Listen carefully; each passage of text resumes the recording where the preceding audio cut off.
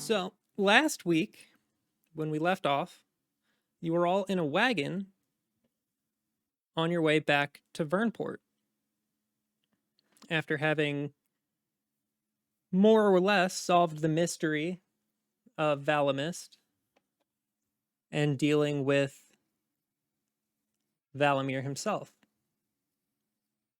You had an encounter with somebody. Mitt wouldn't have recognized this person as Tim. Would You get have or picked. wouldn't have? Huh? Would have or wouldn't have? Would have. Okay.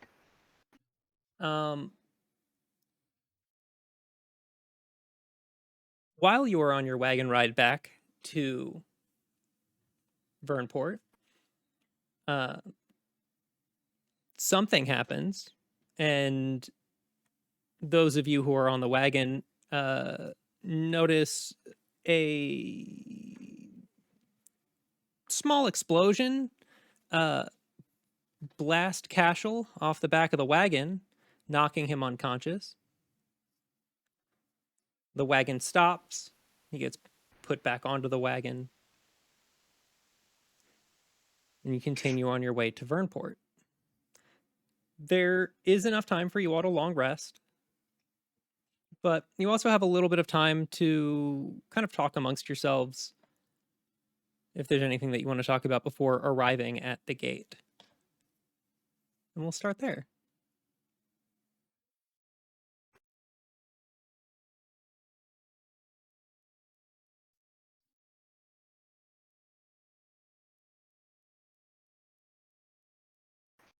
I don't have that much to talk about. I mean, I guess making sure Cash isn't dead. I Yeah, mean, so Cash is unconscious now. Like Yeah, between last stream and this stream, he fell unconscious. That is Yeah, correct, yes. All right. yeah, he tried to read and it kind of hurt his brain. All right. Okay. Well, I mean, when I see that happen, I look at the book and I'm like, what's in there that it makes people fall unconscious? I mean, Not even unconscious, an explosion. Yeah, yeah, Arsen just has. There was an explosion which threw him off the wagon, and he fell unconscious. yeah, it was powerful reading. Arsen shoved another potion down his throat so he wouldn't die, and it's currently making sure Cash doesn't fall off the wagon. Quite literally. Yeah. Well, since we have a long way to Wernport, did anybody find anything interesting in the manor before we left? I just have the miscellaneous pieces of paper and the notebook from Valamir in my pouch. And then that cool sword, I guess. Can I take a look at the notebook? I'll let you come scoot over and read it. I don't want to let go of it. It's my Okay. journal now. I mean, I don't want to take it. I just, we're sharing information. We all are pals, of course. Go over here and read with me. We'll share. Yeah. Be like popcorn reading. Okay. I Somebody should knows mention, fire magic. Maybe Mitt, we have one. while you were going through the manor on your own, you discovered a notebook that is indecipherable, save for some writing on the inside of the cover. It's a small leather-bound book with a green gem around a gold clasp. On the inside of the book, it says property of Barnabas Fleck, but none of the other writing is discernible. Okay. Do you show us that book? After I read through your notebook, yeah, we can do a switch little books. exchange of information here. Yeah. Here, I'll hand Okay. you. I'll show you yours if you show me mine. Wait, I said Okay. it backwards. It's been a long day. Yeah. We just I'll got show out you of mine if you show me the manor. yours. Yeah, Okay. we'll do this thing. All right, we switch books. Okay. Mitt, you look through the book. It is a journal that belonged to Lord Valamir. Much of like many of the pages are missing, as though they've been like torn out. Mhm. But it details, and this is available for you to read through in Foundry if you would like to, in the journal section. But Gotcha. briefly, it details the like him going to meet Vernon Vernstall and him coming back. He talks about how he broke his oath and sort of like his descent into madness. Gotcha. So I mean, as we're riding along, Mitt's just kind of going through the notebook, taking notes, checking it out. And what do I see on the Barnabas Fleck one? Uh, You want to send me the information, you can. I mean, you are unable to read it. You're not sure if At all? you're not sure if it's written in a language that is unfamiliar to you, or if it's like something about the way that it's written, or if it's in some sort of a code. Go ahead and give me, let's say, an insight check. Okay. We're back on the D&D Beyond, so I have to...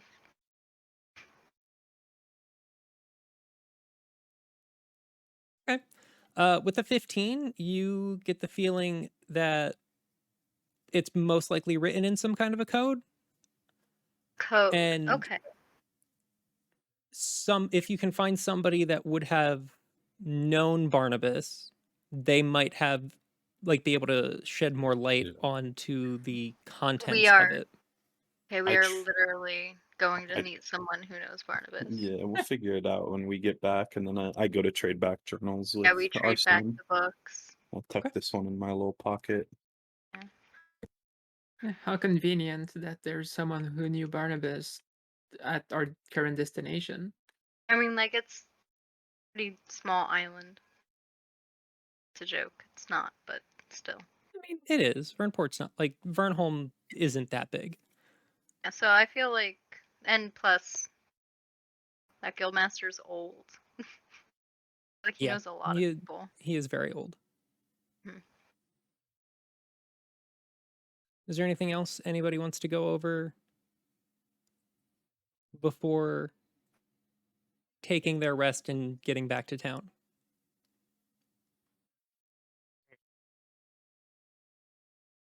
No, not really. Okay. Nope. I almost killed somebody, so like. Well, has anybody else looked in the journal that blew up Cash? Are we just letting that one slide by? You want to take a peek? I'm not Honestly, interested I'm in willing the- to run should some wait detect magic. I'd like to take the journal and detect magic on it. Yeah, I'm sure. not gonna open it. We're just gonna see how this one plays out, and then I want to roll an insight check on it, Mike. Okay. You go ahead and cast detect magic. All right. And it is magic. It's incredibly magical. Very magic. It does explosions. Yeah. I knew the answer to that one, and then I rolled a nat one on insight. I don't even know it's a book.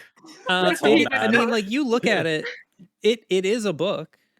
You're It is, in fact, 100% sure that it's a book. What flavor is it? Of book? Yeah, of book. Does Spicy. it taste like paper? Spicy. Okay, yeah, spicy book. It's a spicy book. Okay.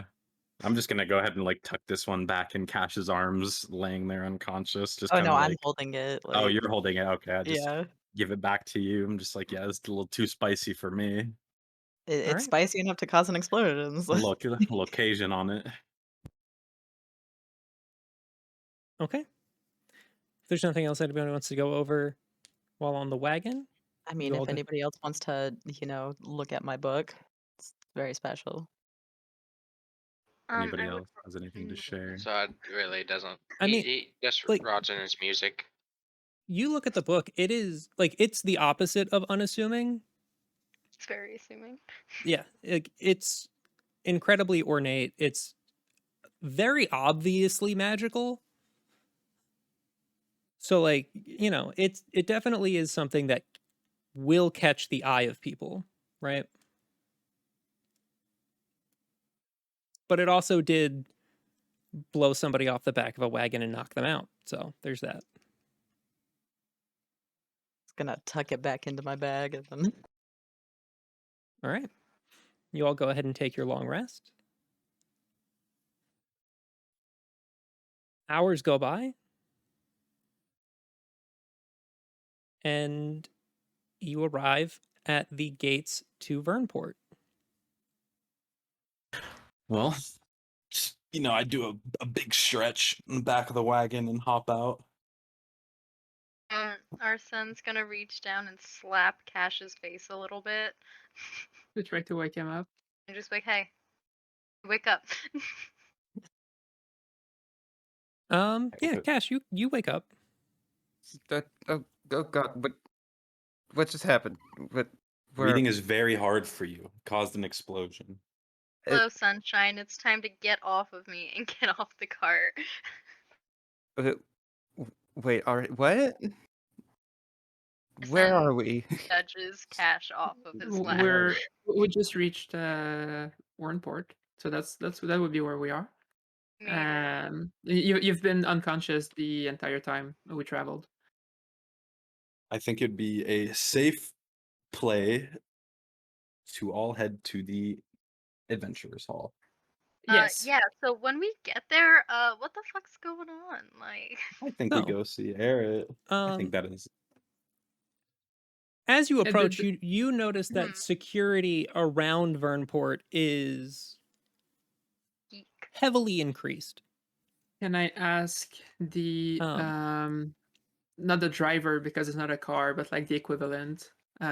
Still if he a can give us driver. details. Okay. Right? He's driving the wagon. The pilot?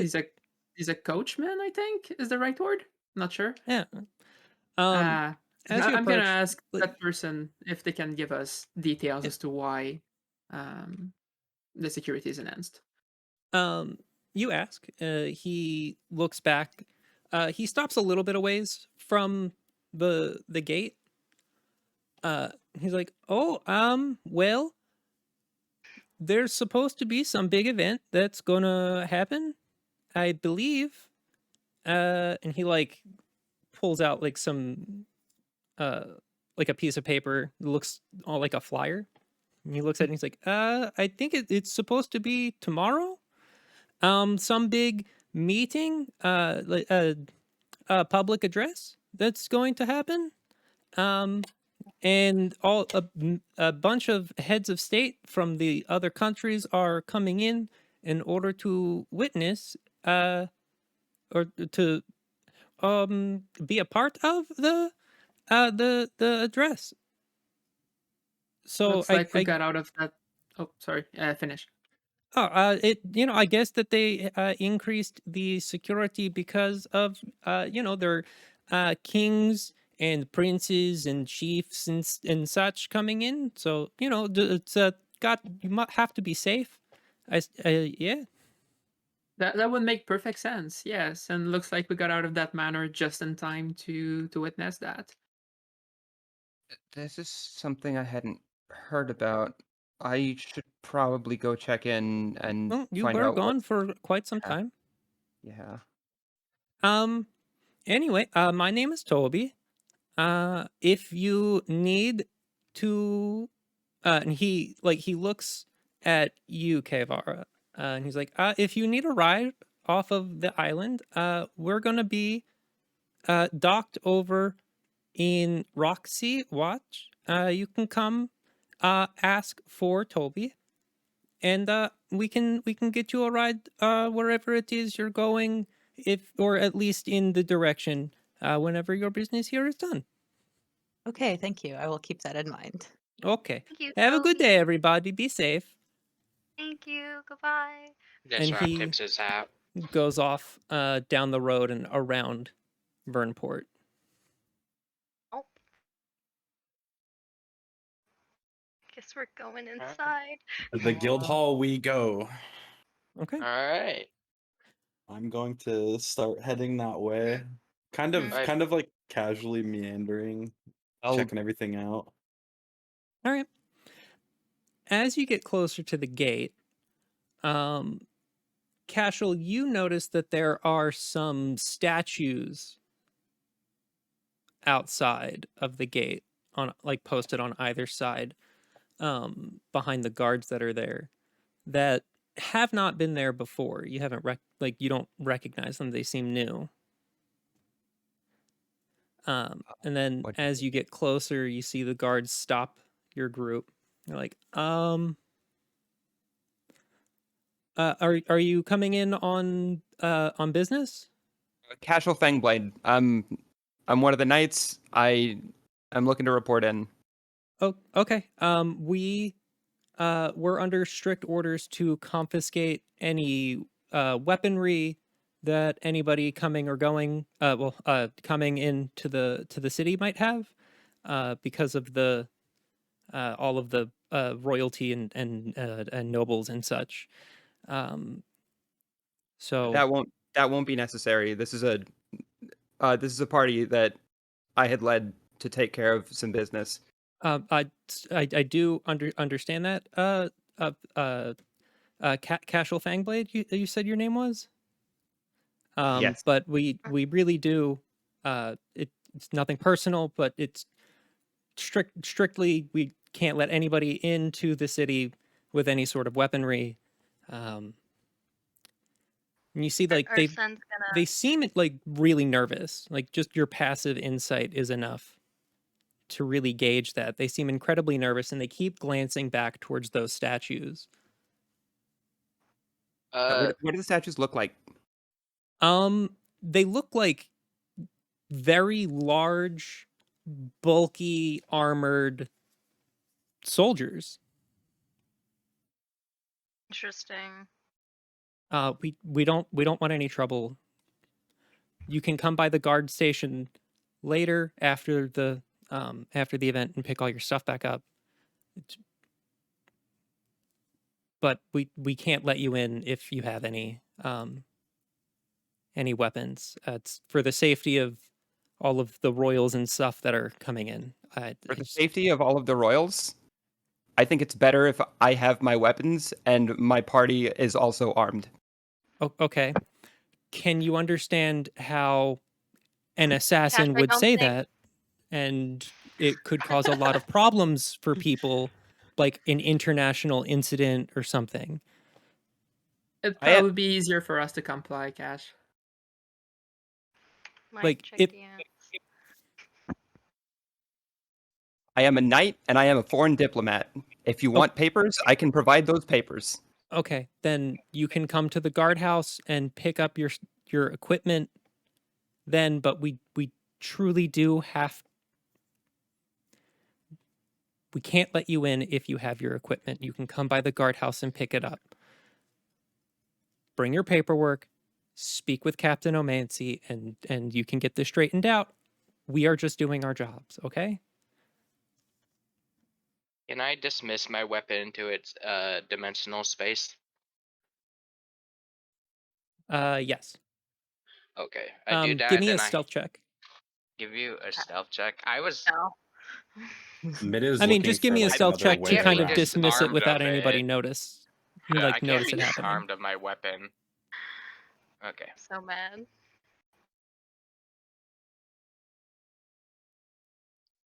I'm gonna hit him with the channel divinity to try and fear them.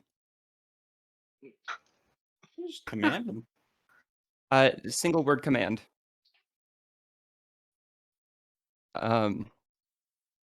No, it's gonna be channel divinity to fear him. Just simply stand aside. What's your save DC? 15. 15?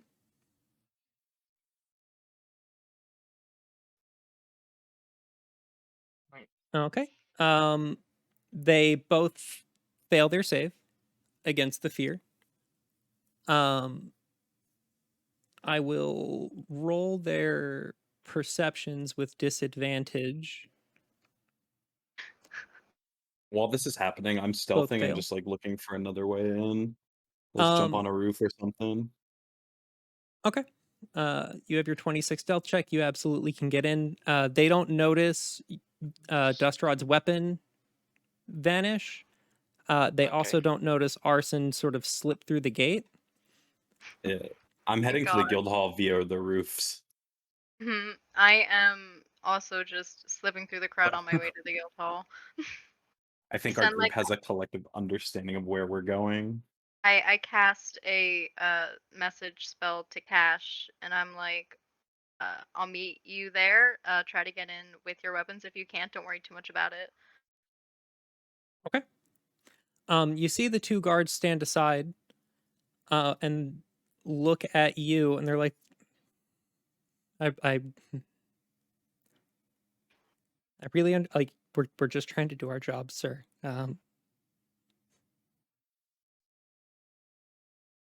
I understand. Okay. Trust me, it's better this way. And I just continue through to go to the Adventurers Guild Hall. Okay.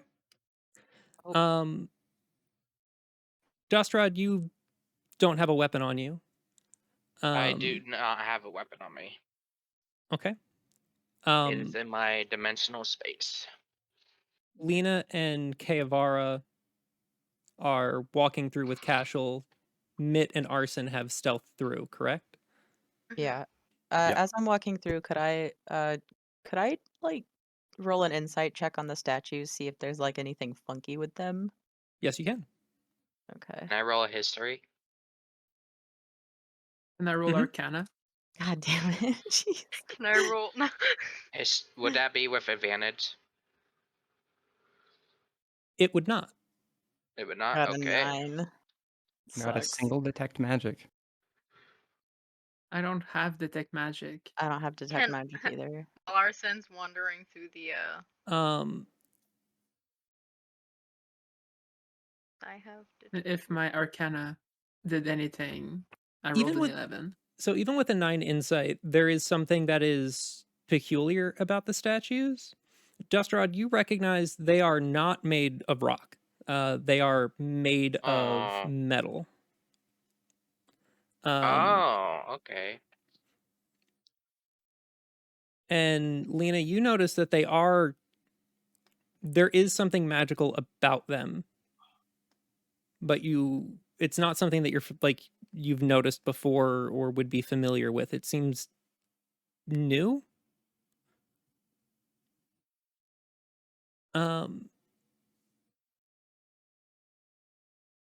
As you walk through into Wernport,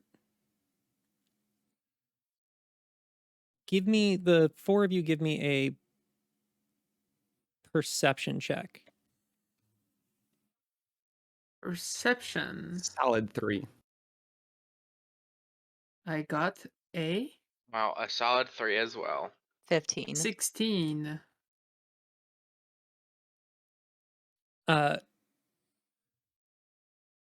Kayavara and Lena, as you walk through the gates, you look like you sort of glance back at those statues and you see that they are now oriented differently.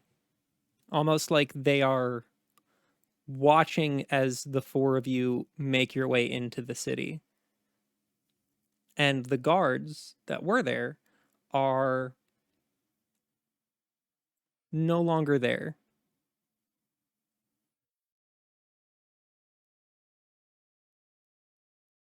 I'm gonna. So like there aren't any guards guarding the entrance anymore. Not that you can see now. Okay. Do I see anything on my way to the guild hall? Like sketchy or weird? The streets are quiet. Okay. Like noticeably less busy than they have been. Is the pretzel guy out? He's not. Give me an investigation check. Sure. 11. Ugh, jeez. Yeah, 11. You find on your way to the guild hall as you're kind of sneaking through the city, you notice the pretzel guy with his pretzel stand on his way to the bakery. He sold out. Had a good day. It looks like he closed up shop and is heading back. Gotcha. Do Just I making see sure anything? if he's okay. I'm okay. Both of you notice that. Okay. I like how we're like on opposite Like sides. like all of the sort of street stalls that like would normally be set up are sort of closing up shop and heading back to like their respective dwelling places or places of business. Mm-hmm. A lot of the stores that would normally be open look like they're closing. Timmelt's smithing shop is closing down for the night much earlier than normal.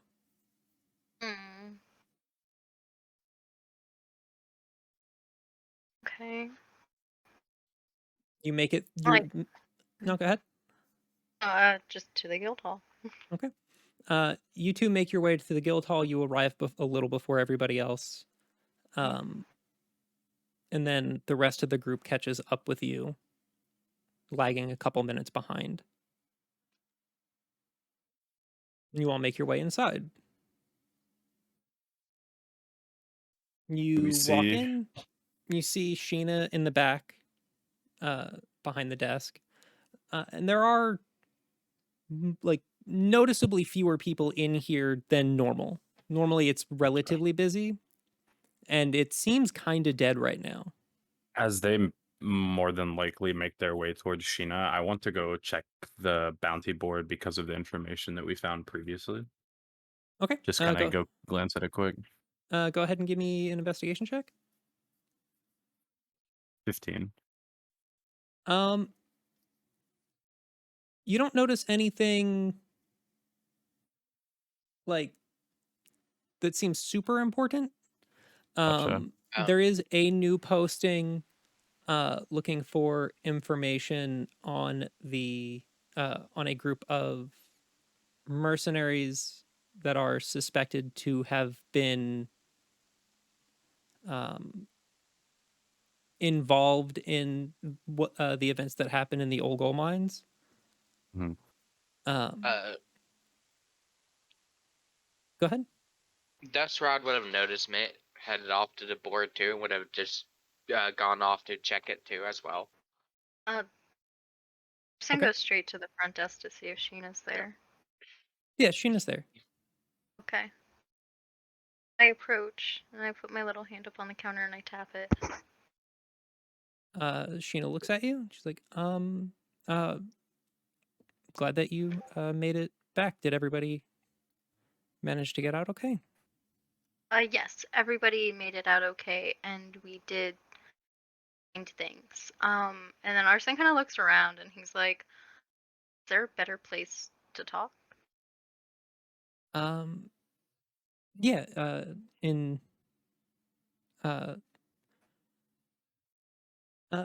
Let me go check to see if it's okay for you to go into the into Eric's office. Okay. And she kind of heads off in that direction. Dustrod, go ahead. Are you looking for anything specific on the bounty board? I'm just checking for anything new. Okay. Go ahead and roll investigation.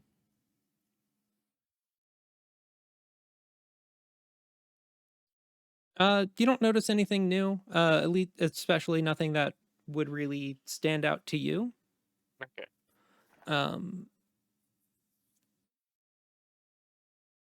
But yeah. All right. That's all I wanted to see. Okay. A moment passes. Sheena comes back out. She goes up to Arsen. She's like, yeah, you can, you and everybody else can head in to the office. Okay, cool. I guess Arsen just waits for everybody to like be there. And just right immediately headed to the group after checking the board out. Okay. If everyone's here, we're just gonna go straight to the office. Yeah, I'm already kind of like waiting. Yeah, let's go in. Okay. Kashel, did you go with everybody else, or did you head to the barracks? Considering what just happened at the front gate, I absolutely went with everybody else.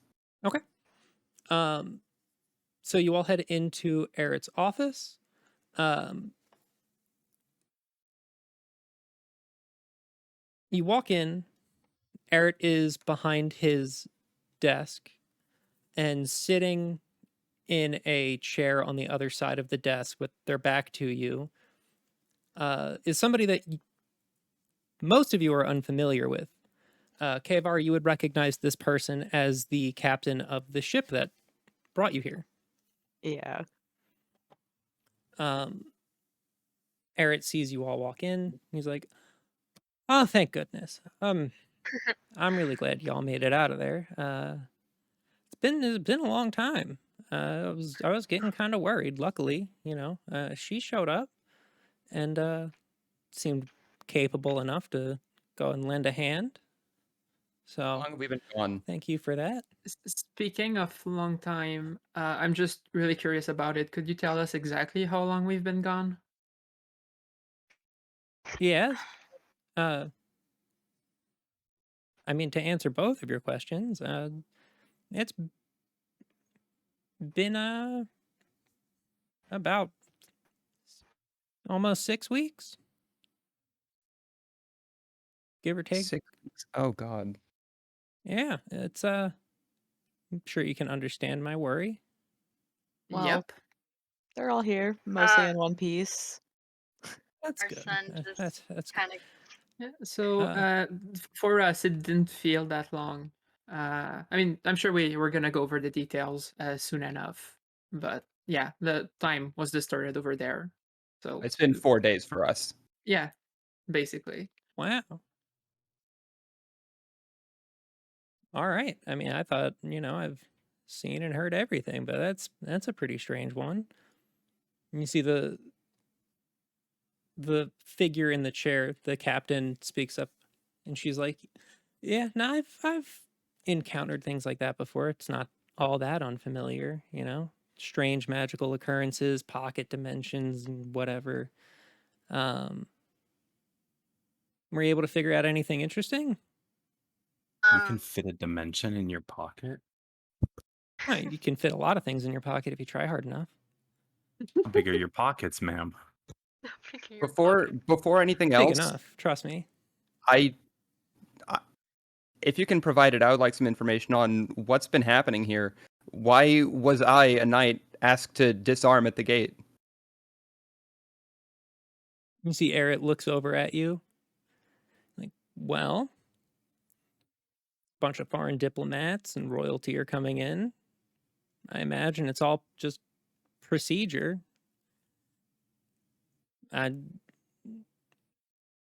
Why? Was there some sort of trouble other than that? I'm gonna relay the information, and I'm just gonna be like, I think those statues ate those knights. So we were watched. I'm sorry. You said statues ate some knights? I don't think they ate the knights, but I think mean, they're metaphorically animated. or otherwise. That seems pretty extreme. I think they're animated statues ensuring protection because those statues are magic. I don't know if anyone else They're not noticed. made out of stone. They're made out of metal. They Yeah, look kind of funky. And they you say they turned to face us? I don't think we should judge a statue by its cover. I mean, maybe they're like the knights can or the soldiers. I don't know if they were knights can just like get inside and It like definitely- pilot the big metal statue. Maybe that's where the guards were. Sincerely think that they were afraid of statues, which is why they didn't let us in, because they kept looking at them. And I feel like because they didn't do what they were supposed to, aka take our weapons, they probably got taken care of in some manner, is what I'm suspecting. Oh, maybe.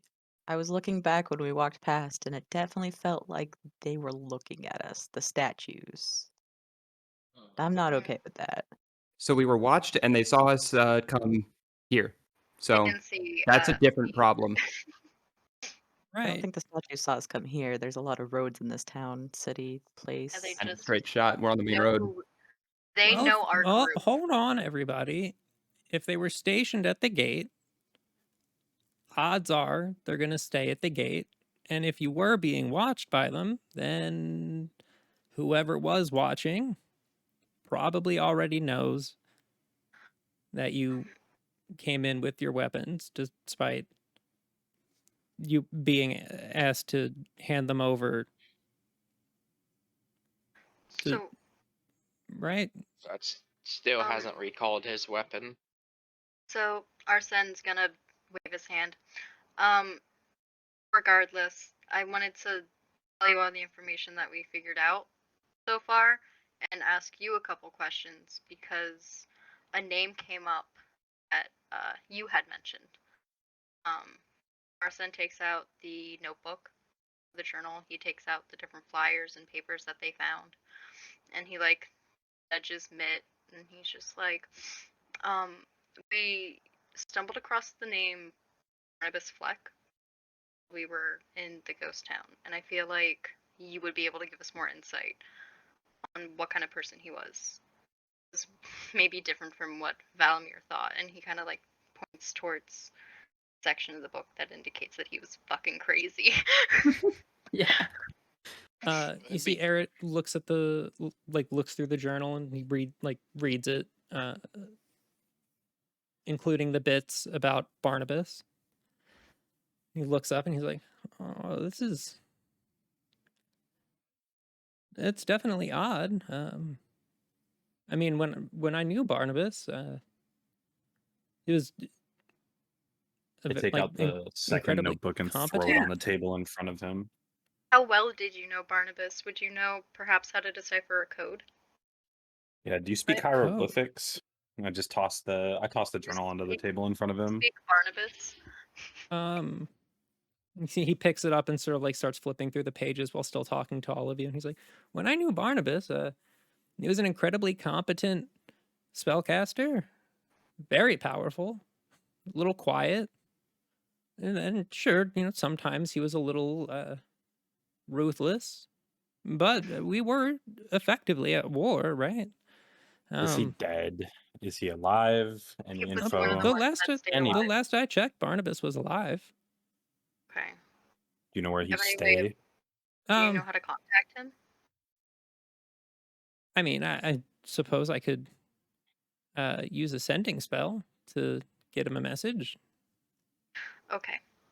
So I don't want him to think that we're suspecting him of anything, because I don't think that would bode over well. But I mean, if he thought that you were an enemy, then yeah, absolutely, that would not be great. Perhaps you could ask him if he'd be willing to answer some questions from people curious on learning from him. All right. Right. As for this this notebook, it's definitely written in some kind of a code. If I had some time, I could try and break it. Mitt, would you do me a favor and fetch Sheena for me? Sure. I walk out of the room. Little tail. And to the front desk and be like, your boss would like to see you. Or even. Oh, all right. Sure. And she follows you back in. I essentially relate all the information to Eric for at the corner of chat. He just knows everything that happened. Yeah, that's what I was gonna say. I wanted he just knows for the sake of not talking for 30 minutes. Yeah. Sheena comes in. Eric sort of scribbles something onto a page and hands it to her along with Barnabas's notebook. He's like, would you mind cracking this for me? I'm fairly certain that that's the key. You're a lot better at it than I am, as working fast. And the information that's in there could be incredibly important. And she was like, yeah, I can do that. You see the captain speaks up and he's like, wow, I could use one of those. Codebreaker? You have any more? Yeah, get another one of those lying around anywhere, Eric? He's like, oh no, I wish I did, but nope, she's the best I got, and as far as I know, the only codebreaker even half as competent. So, wants to look at this captain. Just look at him. Yeah, she is a young-looking drow woman. Large pirate coat, very ornate, tricorn hat. She has these like sort of like tinted goggles, kind of pulled up over her, like on top of her forehead, under her hat. Like knee-high black leather boots, bunch of like rings and jewelry on her hands and arms, and like necklaces and earrings and stuff. She has like her hair's pulled up into like a sort of like a high ponytail.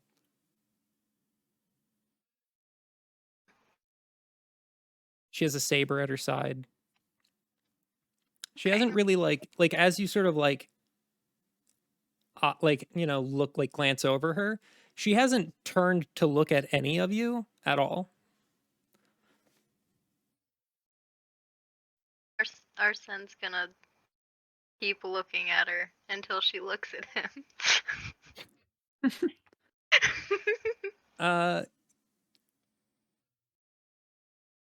Give me a persuasion check.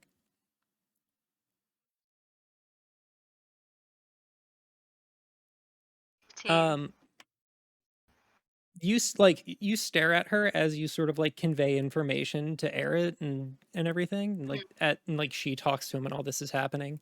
She kind of like glances over at you without moving her head. She just kind of like shifts her eyes over in your direction. She's like, "Can I help you with something?" Arsen's gonna smile, his little toothy smile, and he's just gonna be like, "I'm really liking your vibe. Well, all right, Everything thanks. you've got going on. Your vibe's not so bad yourself." Thank you." Anyway, Eric, I have a question for you. Yeah, shoot. Do you recognize this person, this being?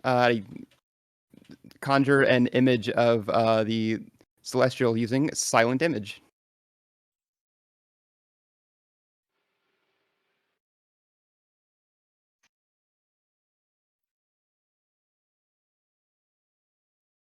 See, Eret looks at the image, kind of pauses for a moment, and he's like, "Yeah, of course I do. Why?" Do you know? Can you tell us who he is?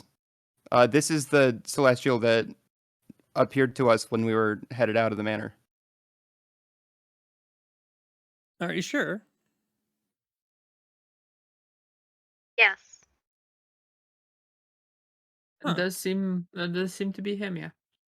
All right. You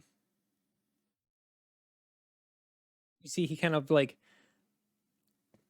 goes and digs through some files real quick and holds up a sort of like a newspaper clipping of like dating back to when Gregor Urguet took over as Lord of the Islands. He's like, that's the spit and image of Gregor.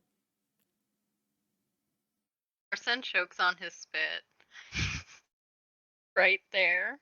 I mean, I'm surprised that you didn't recognize it, Kashel. I mean, that's your boss, right? I mean, his hair's down and he's definitely dressed different, but I mean, look at the face. That Arsen kind of explains the vibe that quote unquote Tim gave off. Mike, have I seen his face? Have I seen Gregor's face? No. You've never seen him. That's what I thought. Yeah, that would explain. I can't say I've ever met him face to face. I would explain why I didn't recognize him. He also didn't seem to know who he was. Yeah, that was a pretty big deal. Also, he wasn't there. Is Gregor a celestial? I mean, not that I've maybe ever not. noticed, but that's not really something inside my wheelhouse. I don't know who he was, but he liked my music. Good enough for me. Well, your music is very Uh, good. I How always See, many? imagine the captain speaks up and she's like, "You should play my boat sometime if you're really that good." Anytime. he's not. His music makes spirits attack. All right, never So mind Yes. then. he Don't- also don't- said that Don't this play sword music was in a haunted his. house. I pull out the sword. Oh yes, sword. Oh yeah, you didn't It's a get really to nice into it, sword. right? I pulled it out of the dead body of Valamir. That was probably not a super great idea, but I mean, you The have it body- now the- and you made it back, so it is the what it body is. started. I mean, I'm Or just sure if wanna you kinda, didn't like, pull it say out, he something. would have. I mean, look at it. That screams paladin. Doesn't it scream paladin, right? Great Yeah. gift for a friend. Scream something, that's for sure. Well, Anywho, what's next, Eric? well, I'm gonna need some time to process everything because if There's a lot. what you found is correct, then there's big government conspiracy, cover up, you know, a whole bunch of information that everybody all over the world thought was true, might not be.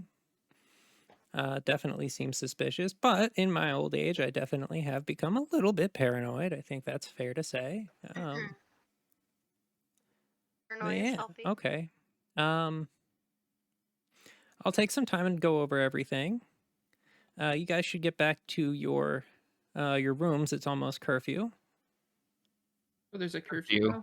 now. Oh, Oh, yeah. There's for the last week or so, there's been a curfew here, because of all of the royalty coming in and everything.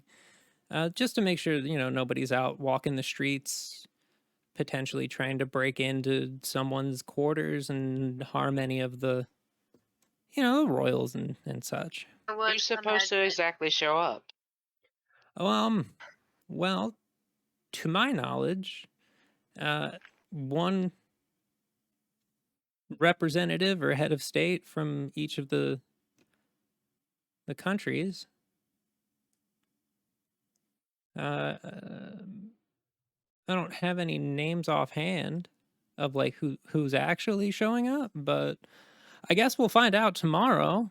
I've been asked to participate in some sort of event by Urguet, so I mean, I guess there's going to be a show of some kind, and then also some sort of announcement that he has, which word on the grapevine is that's he's have some some sort of invention of something, and that's why he's been kind of holed up in his place for so long. I don't know.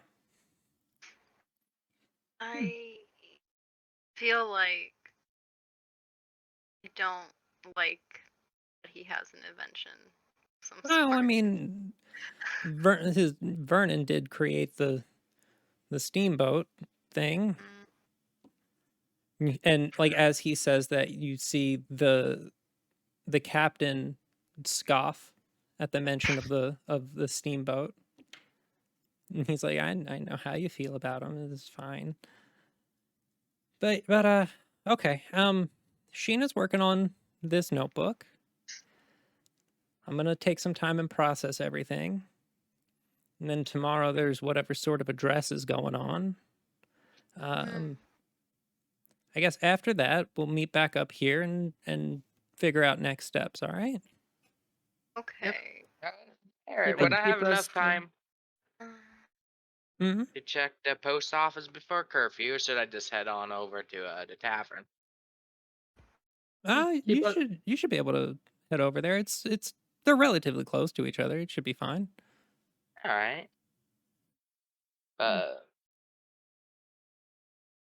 I would like to greet Captain properly and give my name and offer my hand, my tiny little tiefling hand in a handshake. You see, she stands up. She's like 6'4" with her boots. Perfect. With the boots. Yeah. It's okay, I'm 5'4" with the horns.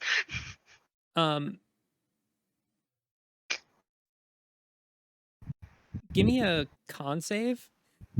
Oh, okay. Firm handshake. Are you getting your hand crushed? 15. Okay. She reaches out and she grabs your hand, and you were absolutely not prepared for the grip of this woman. She shakes your hand and she's like, "It's a pleasure to meet you." Arsen, right? Yes. It's like she looks like she immediately almost forgot your name. It's okay. Like, Arsen, got it. Well. And what's your name, Captain? Alisaria.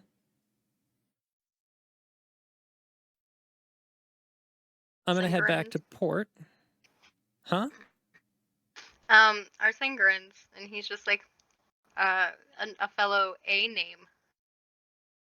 Yeah. Well, I'm gonna head back to port. I'm glad Toby got you here safe. I like Toby. He's a good guy. Is he part of your crew? He is, yeah. All right, cool. How long Makes are you sense. guys going to be in port for? A couple days. We're gonna head out relatively soon. All of the hustle and bustle and whatever of the city, not really a fan of it. But Would like to, if there's a chance before you leave, I'd like to ask a couple questions. Just I'm curious about. I've never really gotten to speak with a proper captain before. sure, yeah. Kavara, it's good to see you again. If you need a ride, you know where to find us. Oh, good to see you too. And oh, definitely. All right. Take care, everybody. I'll talk to y'all later. She kind of just walks out of the room. I look at everybody, and say, "I'm not gonna talk to her later." That's okay, mate. You don't have to. Good, good. No one's forcing you at gunpoint. Yeah, and I'm gonna turn towards the guildmaster and say, yeah, make sure you keep us updated on the whole Valamir business. I'm really curious as to what happened. I'd like to help get to the bottom of this. Of course, yeah. See what we can figure out. All right, all y'all go get some rest. You had a long, I guess, few days for you. Yeah, go get some drinks. You earned it. He kind of Definitely use a shower. he puts a bag of money on the table, a couple hundred gold pieces. And he's like, Oh. "It's on me. Go get some drinks, have fun, relax a little bit, and we'll talk tomorrow. All right." It might have just have been a few days for us, but it was still a lot of emotions. Arsen takes It's the gold bag and just understandable. hugs it to his chest. Give me my gold, please. Aren't you gonna? Where is our aren't you- gold? Aren't you gonna share some of that? Of course. When we get to the tavern, we'll split it up and buy drinks. Just How like much old. were those health potions you bought me last time? I don't know. We still have some extra gold from it. Okay. All right. This rod just tugs his beard. Arsen will turn on his heel and trot out of the office. All right. I'm just following. I'm Okay. going to the tavern.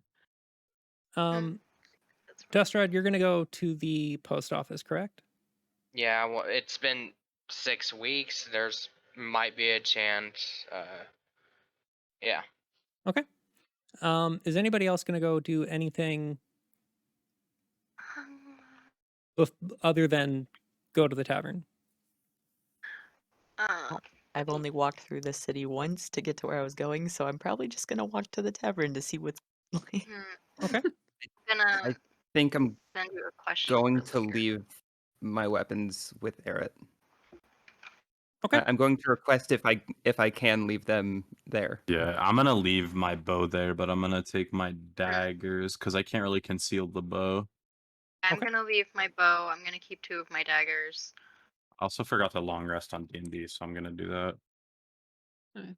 Well, if we can drop our weapons here to not be suspicious while going through the streets, I'm going to leave my Gian here.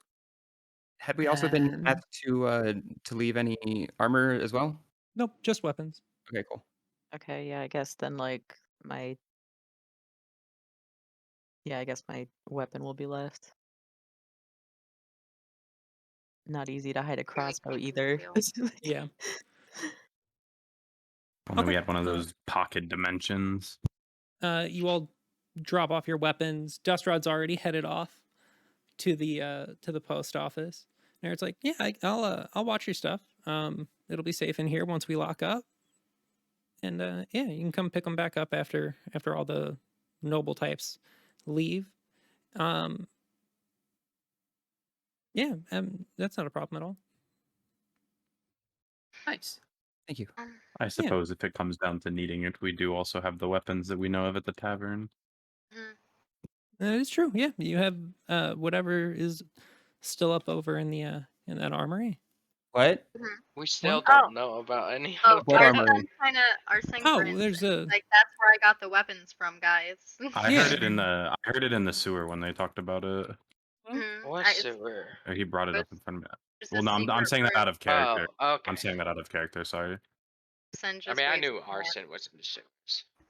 He's like, you know, the weapons I got were from the secret room that I've been getting all the weapons from. Yeah, I gave the young man Mention. permission to grab whatever y'all needed. Oh, well, that would have been nice to know I about. wasn't allowed to talk about it. Yeah, actually, before I did. bringing you guys I did here. tell him not to say anything. Oh. So Oh, know, okay. That's fair. Okay. if that caused any issues, it's you can go ahead and blame me, and I'll go ahead and not care. We can never blame you, Aaron. Well, I'm glad to know there's a way to It's react. fine. It's all forgiven. But all right, you all go have some fun. Arsen's gonna hang back a little bit. Srot's already left, I guess. He just wants to walk over and pull out the business card for Alistar and ask Barrett if he knows who this is and knows where to find them. Go ahead and what exactly do you say to him?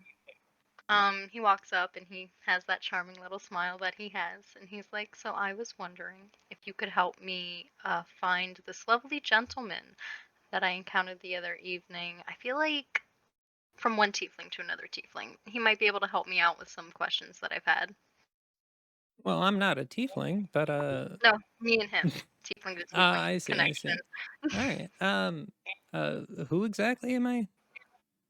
He shows him the card. He takes the card and he looks at it. He's like, I don't know who this is. Okay, that's fair. Do you know where I would find any suave-looking gentlemen? I guess over in the Noble District, over on the Noble west side of town, but that's locked down. Interesting. Have you checked the card to see if there's any other information on it? Run any sort of, detect magics or? Arsen looks at the card and he's like, "Detect magic." And he uses detect magic. You cast detect magic, and there is something suspicious about the card. Okay. Go ahead and roll either insight or arcana to see how much of it I will tell you. 19. Arsen, you're a rogue, right?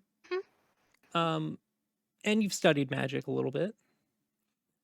You are aware of the existence of a spell called Illusory Script.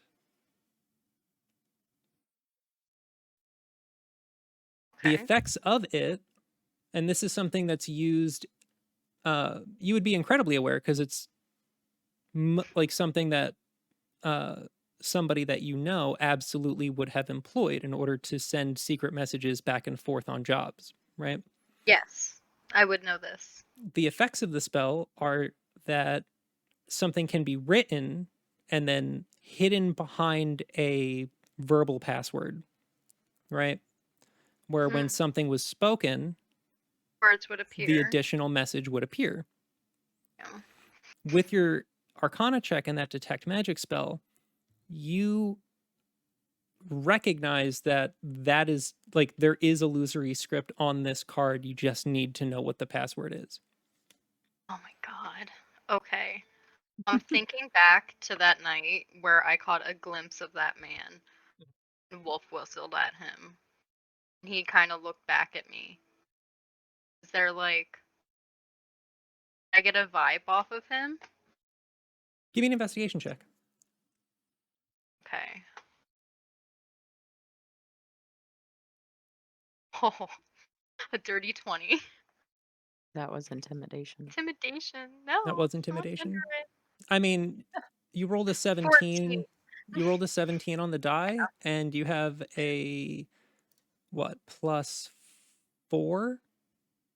I do to, have, or no, you have a +2 to investigation. So that would have been a 19. Okay. They're really good. Right. You have not said his name once, and his words to you were, if you need anything, come and find me. Arsen just kind of stares at the card dumbly for a minute, like he's a real idiot, and he feels super stupid, and he looks at Eret, and then he's like, Alistar. He just says it. As you say his name, you feel ink appear, like writing sort of you feel it like get written underneath your fingers on the back of the card, and you turn it over, and there is a phrase written in Infernal on the back of the card. I know Infernal. Okay. And I will send you what it says. Okay. Arsen, while that's happening, Arsen's gonna look at Eret. He's gonna be like, "You're beautiful. I love you. Thank you." Even though you didn't do anything. Goodbye.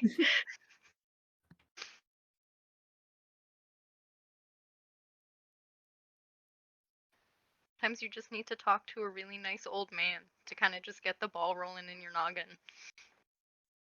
I hear a rubber duck also does that pretty well.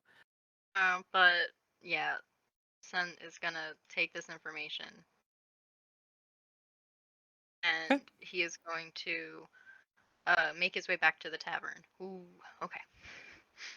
Okay. Dustrad, you make it to the post office. You walk up to the counter. You see that there is a single person who is still there, sort of sorting through outgoing mail. You walk in, little bell rings over the door. He turns to address you. He's like, yes, what can I help you? What can I help you with? Sorry for coming in so late. I sent out a message about 6 weeks ago, and I was expecting a delivery to come in. Name? For a dust rod or maybe for strings. Let me give me a second to check my records. And you see he pulls up a book, like a large, sort of like leather-bound book, and flips through it. And sort of runs his finger down the page a little bit. He's like, yes, I have it right here. It seems as though it was delivered to the tavern. You had a room there. Yes. Looks like it arrived 4 weeks ago. 4 weeks ago. Okay. Is there anything else that I can help you with? No, that'd be all. I've had a very long journey, and just want to retire to my tavern. Thank you for your help. Of course. You head out. Kashel, were you going to the bar as well? Oh, at this point, after disarming, going to go to the barracks. Okay. To talk to try and talk to somebody in charge. All right. you head to the barracks, walk in. It's less chaotic than it normally is. Everybody in there seems to be a little bit on edge, like definitely like nervous. There's a whole lot of important people in town, and for a lot of the people, like the knights that are here, it's the first time that they've had to do any actual work in a really long time. Relatable. So they're stressed out, right? As Cash has been since he got back to town and things have been weird. Fair. Who are you trying to get to? My direct superior, even if that's just the Knight Commander himself. What exactly are you trying to find out? That might be able to better direct me to who would be good to talk to. Because you Gotcha. absolutely could just go and speak to the Knight Commander. I'm looking for more detailed on information on what's happening, when this got planned, any further information I can find on this event and why things are this messed up in town, and what the deal is with the big metal statues. Yeah, Knight Commander's probably the guy to go to. Make your way through the barracks. Head over to the commander's office. See, the door is open. He's kind of like doing a whole bunch of paperwork as you approach. Commander, I'm reporting in. I've apparently been AWOL for 6 weeks. He looks up at you and he's like, Fangblade. Right. Well, normally I would reprimand you for your self-admitted disappearance or whatever. But this is all hands on deck right now. What do you need me to do, sir? We're going to need heavy detail tomorrow around the staging area for whatever it is that Lord Urguet has that he's going to, whatever announcement that he's going to have. So I'm going to need you stationed around that stage to ensure that nobody tries to get up on stage to, I don't know, do anything, I guess. We don't really know what's going to be happening, what plans Lord Urguet has for tomorrow, but there's some sort of an address and like lords and kings and whatever from all over the place are going to be here. So we're going to need you tomorrow for that. So go ahead and grab a sword from the quartermaster and head to your room. We'll come get you to put you where your station is for tomorrow in the morning. All right. As understood. I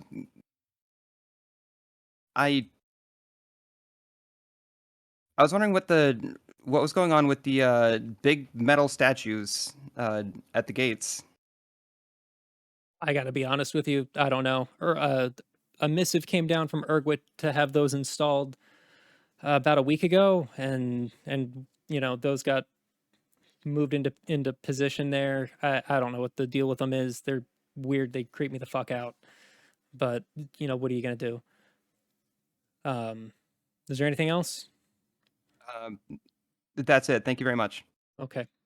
We'll get to the why and whatever, where you were and everything later. But right now, this takes priority over everything else. So just go get some rest, and we'll deal with that later. You see, he kind of goes back to doing a whole bunch of paperwork and stuff. And at this point, I'm gonna head out. I'm gonna head to the quartermaster, get a sword, and I would also like to try and persuade the quartermaster to maybe try and get me something a little bit better if we're like directly protecting Urguet himself? Roll persuasion. I have a +7 to persuasion. Go ahead. That's a 19. Yeah, he hands you a +1 longsword. Hell yeah. Oh, nice. Would I have a +1 short sword instead of a long sword? Would you rather have a short sword? I would much rather have a +1 short sword in this situation. Sure.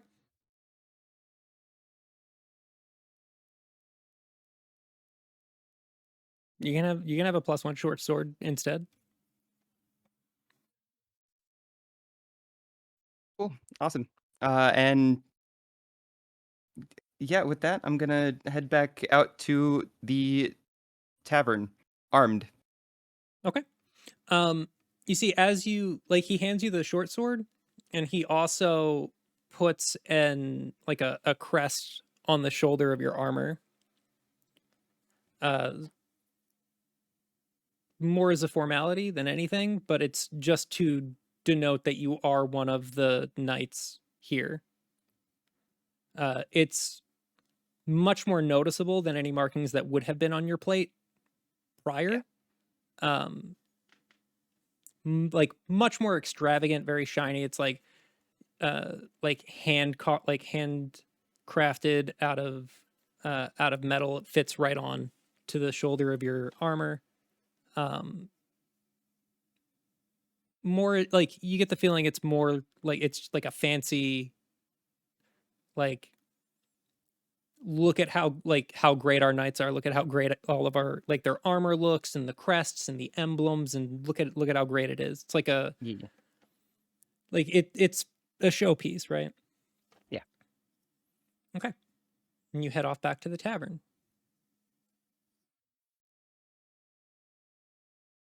Everybody else, you walk into the tavern and it is empty. There's no patrons there. You see Hugh is behind the bar counter.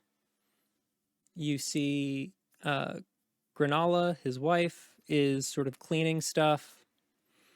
There's another dwarf gentleman at the counter talking with Hugh. And that's it. There isn't anybody else there. So it's super quiet when you walk in. I guess people finally came around to the food here. Huh?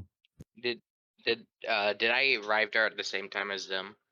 You would arrive a little bit later because you did make a little detour. bit later. Yeah. Okay. I didn't want to because I did leave a little early from the guild too. That makes sense though. You all walk in. You see Hugh looks up as you walk into the door, and he's like, "Oh, look! I thought you guys ran off. Welcome back.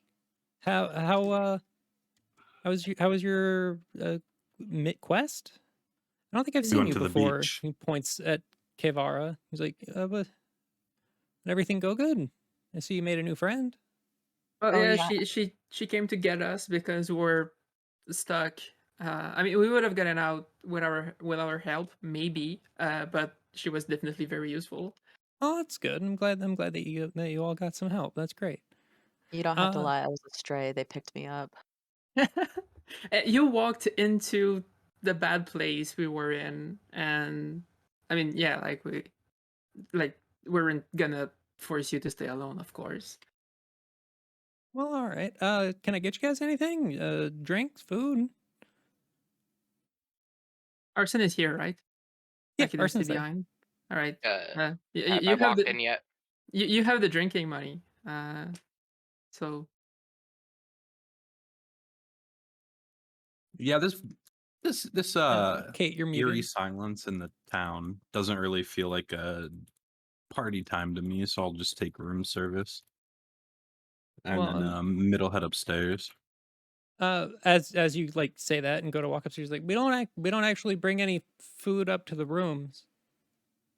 We'll figure out a way. Oh, all right. But yeah, all right. Drinks for everybody else, I suppose. Coming right up. Go ahead and grab a seat. Dustrod walks in. I see Hugh and the other dwarven guy, right? Mm-hmm. I smile big at Hugh and in Dwarvish say, "My dancing buddy." As you say that, the gentleman at the counter turns around. It's your uncle. And it's gibberish and in a string of Dwarvish, I say, "Fenrin, you bastard! What are you doing here?" Oh, look at you, my boy. It's been so long. Come here, give your uncle a hug. I go up and give him a big hug. Oh, Like a oh, you've gotten so big since I last saw you. It's beautiful. Look at your beard. Oh, your mother would be so No. happy to see you. They're talking in Dwarven, right? Yeah. Yeah. All right. So we don't understand any of that. Well, yeah. I mean, I as see far them as hug. as far as I'm concerned. I see them hug, so I'm gonna assume that they're not at odds with each other. Yeah. I'm sorry. I look at them and be like, I look at the party and then I say, "Well, I didn't expect this, but this is my uncle Fenrin. He's the one who taught me how to fight." Hello, it's a pleasure to meet all of you.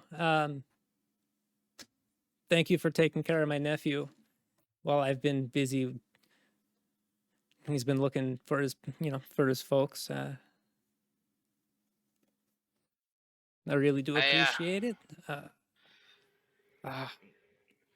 I'm glad. I'm so happy that I was able to come in and visit while you were here. I sent a letter. I didn't, but I guess you were on some mission. Yeah. We have We've much to been- catch up about. We've been busy for a few weeks. Would love to So, yeah. hear your Enhance stories. the drink. Well, why don't we go to a table and I can tell you some stories? Of course, And yeah. with I magically make my guitar axe appear. Mhm. Which Fenrir would know about this. He knows about my magic and stuff since he taught me to fight.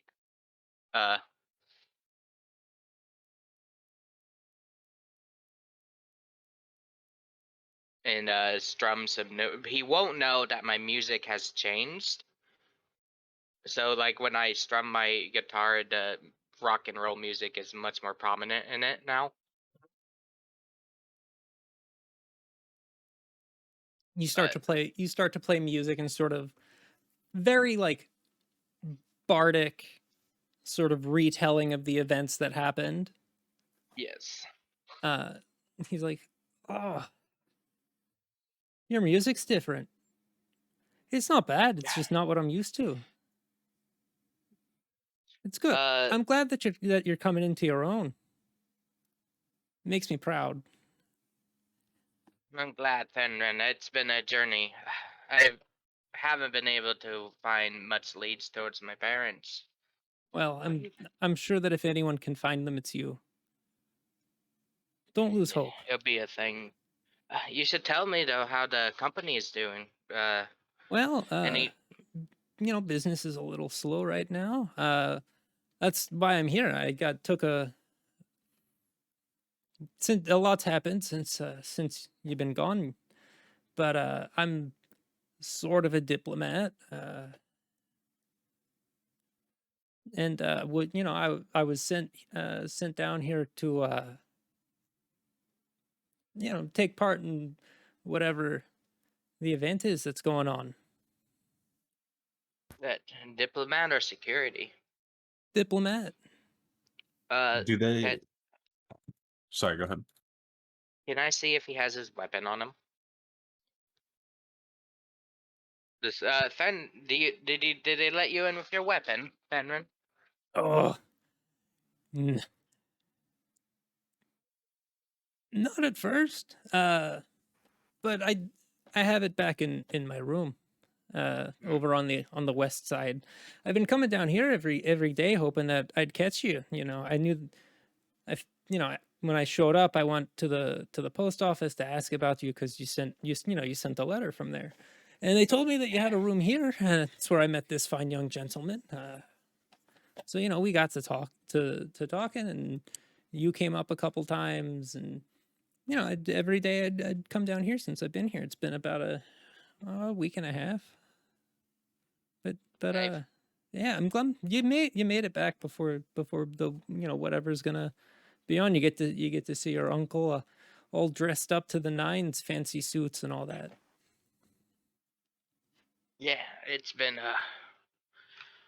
something special. I'm excited to see what's gonna happen tomorrow. It's supposed to be big. As Mitt realizes he's not getting food brought to his room, he walks downstairs. No. Does Dusrod and his uncle have like a familial resemblance? Yeah. Like if you look at them, you'd be like, they're related somehow. I want Mitt to walk downstairs and like look at both of them and just be like, oh god, there's two of them in Dwarvish. Because nobody knows I speak Dwarvish. You say that, and Thenrin looks at you and he's like, "Oh, the cat can speak Dwarvish. Come here. Look at him. I just kind of walk away from him, very like, it's not my style, man. Don't I knew mind what him. Tabaxi He's one of those was. bounty hunter. We're just telling all of our secrets to this strange man I just met, I guess. Oh, he's my uncle. That means you trust him. That doesn't mean I do. I mean, I worked with the Tabaxi once. Incredibly Tabaxi's competent. name? What was his name? His name was is it Braxton? Aye, yeah. It was Braxton, yeah. And what is it that you do for work? Me? I'm a mercenary. I see. Now let me ask you a hypothetical. If you're open for a question. Let's say you walk into a very deserted, haunted-looking manor, right? You see a piano. Do you play it or not? Well, is the manor empty? I mean, because if there's nobody there, then so we've already been attacked by some ghosts at this point. Oh, then absolutely not. I leave. Oh, okay. Then figure out some other way to go around. You're not the one he got those genetics from, then. Well, he's young, right? He's a boy. I don't know. He looks like at least 52. Look at that beard. I would still be young even as a dwarf for that. Looks at least 52. I look back at the Hogan drop a couple gold pieces for my food and then say it was nice talking to him in Dwarvish and head back upstairs. And I just kind of imagine that everybody was kind of like stunned that I spoke Dwarvish and actually was social with somebody. As that conversation's happening, Thenrin grabs Arsen's hand and he's like, you should really be more careful. You could lose that in some places. Arsen looks at him and he's like, I like the cut of your jib. I've never had someone forcefully take my arm like that before. Well, I am something of a gentleman. How much of a gentleman? Dusty, it seems you have some good friends here, some good companions. They've led me on an adventure. I've grown to like them. I've literally been in like a corner table just like chugging alcohol because I've never been in a city this big, so I'm like freaking out all of a sudden. But enough about us. Did you happen to bring anything for me? I know I rushed out without any preparation properly. While they're having that conversation, Arsen, who has a wounded pride, will walk over to Kavara and sit next to her and take her drink and take a swig of it. Well, I wasn't able to bring anything through the town, but in my room I have some extra supplies. You never know when a contract's gonna lead you somewhere new, right? Yeah, true. But we can deal with that later. Let's drink. All right. Hugh, way ahead of another you. round. He sits down at the table and starts like regaling you all with like stories from when he was, like a grunt in the Polished Rock Mercenaries, and stories of like him and his brother Dustrod's dad going out, and some embarrassing stories about when Dustrod was a baby. His beard was barely in yet. That's when Kashel walks in. Pretty empty here, huh? How drunk am I? Yeah, there's a curfew. I'm thinking it might affect the clientele. Cash. I tell Fenrin. Fenrin, this is Cash. He's a very strong knight. I'm like 3 drinks in already too. Arsen's only 20% drunk. He's fine. I need 1% now. Do I have to make a constitution check? I'm assuming like my character would have like gone through 6 cups at this point. Roll percentile, but with disadvantage, which is we're taking the higher number, and that's how drunk you are. How do I do that? Just roll 100 D100 twice. D100 twice. Oh, Just God. Oh, plastered. no. What's dead? I can only do D20s. What? How do It's I? at the very Oh, top. there we go. There. Right? There's It's I've not at the only very had top for 3 me. drinks. Okay, let's say I've had 6. And then roll. You I said mean, roll it you've had twice. 3 drinks, but you're not This drinking. You're not drinking ale. You're drinking rum. Okay, that works. You're To drinking try- pints of rum. To try to not look suspicious, I'm gonna get 1 drink, and I'm gonna take 1 sip of it, and then I'm gonna stop because I don't have a stomach, so like the drink just stays in the back of my throat. Okay. Okay, so the highest was a 64. Oh my god. All right, so you're 64% drunk. Dustrod's plastered. It was only 20%. Lena, give me a deception check. All right. I wanna see if I noticed this. That's gonna be a 10 for deception. Can I Okay. insight this? That's a perception, maybe. Yeah, go ahead. Just do perception. Wagons of rum. As Dustrod introduces Cash, Fenrin's like, knight. Come, sit and drink. You have a big day ahead tomorrow. You're going to be keeping all of us safe, yeah? That's the plan. I'm only gonna have the 1 drink though. Well, that's very responsible. No, Uncle, I should be the one protecting you. Oh, Gosh. maybe when you can hold your liquor. And Dustrod falls over. Hugh, another round. Doubles. Did Mitt leave? He's upstairs. He's upstairs. Okay. Oh, let's go bring him his food. Yeah. No, Arsen's gonna go ahead and go to the counter. No, that's why And- Mitt came back down, Oh, he Okay. came back down. and I saw the 2 dwarfs. Yeah, that's why I came back down after I You got originally your went food? up. Yep, Okay. Did you get a drink? I did. Thank you. Okay. I asked him this alcohol. over Oh, message. that- yeah, Easy. I'm just sends message. Hey, did you get your stuff? Cash, you go to take, like, before you even like drink your drink, go ahead and give me a perception check. Or no, what's your passive Okay. perception? 10. Passive perception's 10? Okay, Yes. roll perception. Yeah, I got 13 on perception. Did I notice anything?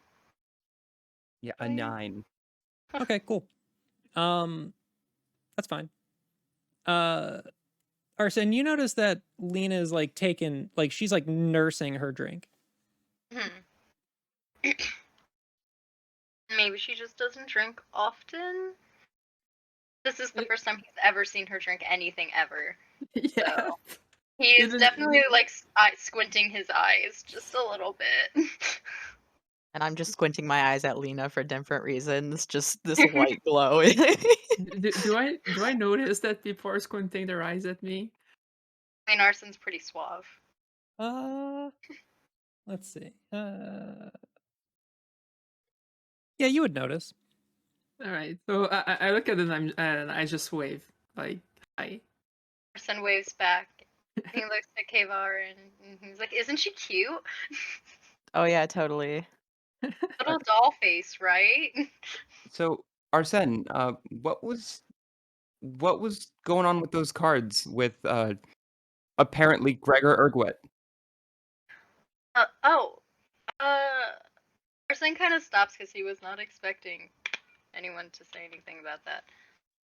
And he just kind of like shrugs his shoulder. He's just like, I have a deck of cards that were given to me when I was younger that I carry around, and they kind of help me check the vibe of people, situations.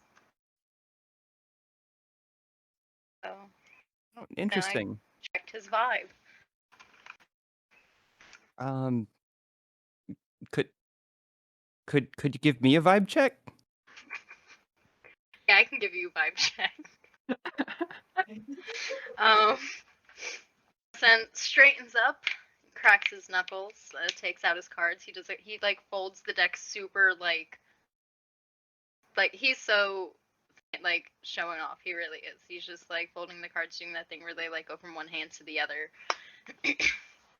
And he'll think about it, and he's like, "Do you want a single card, or do you want double card?" Let's. like, How about a double? Okay. So the first card I'm going to have you pick will represent something involving your past, and then the second one will be your current. It would be future, but I feel like future can be morbid. So we'll just do it this way. Okay. So he, spreads the cards out, and he's like, "Pick one." Okay. Kashel grabs a card. Okay. And then I will go ahead and send you the card.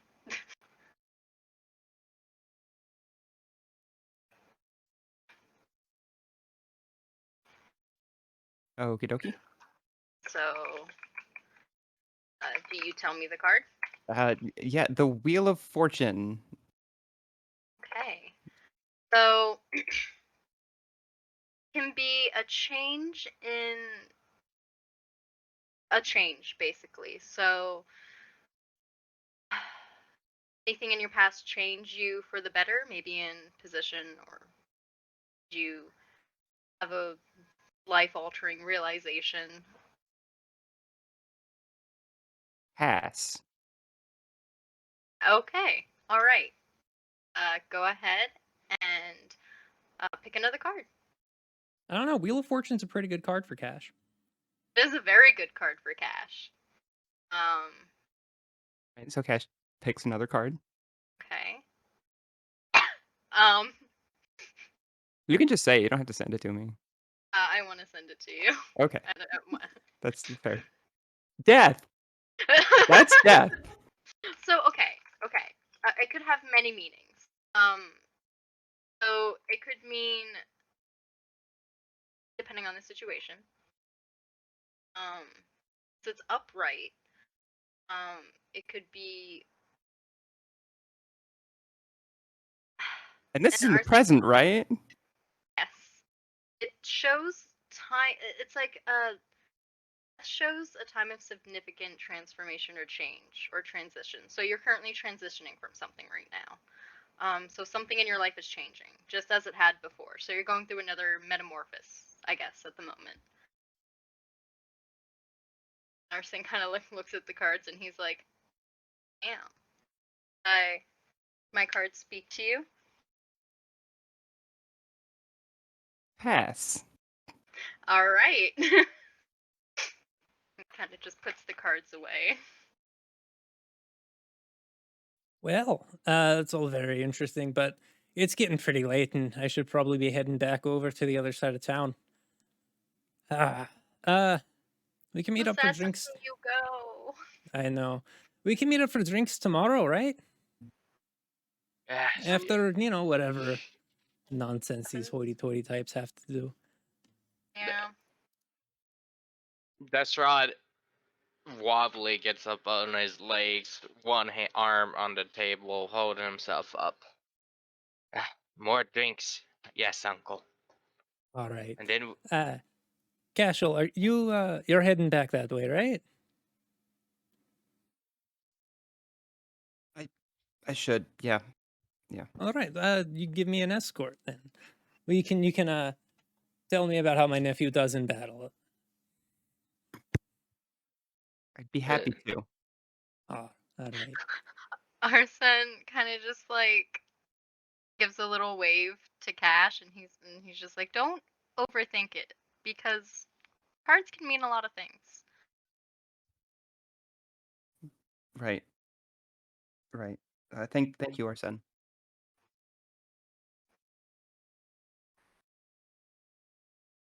You see Fenrir walks out of the bar. as he walks out, Gives Destrod a big hug. yeah, give me an axe, Fenrin. I want the biggest axe you can get me one day, All right. like Dad's. We'll see what I can find. And after the hug, Desrod just falls back on the ground, knocked out this time.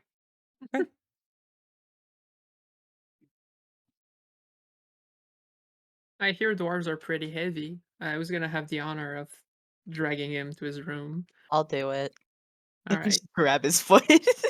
Wait, I don't think I'm that heavy actually. I'm 150. That's too bad.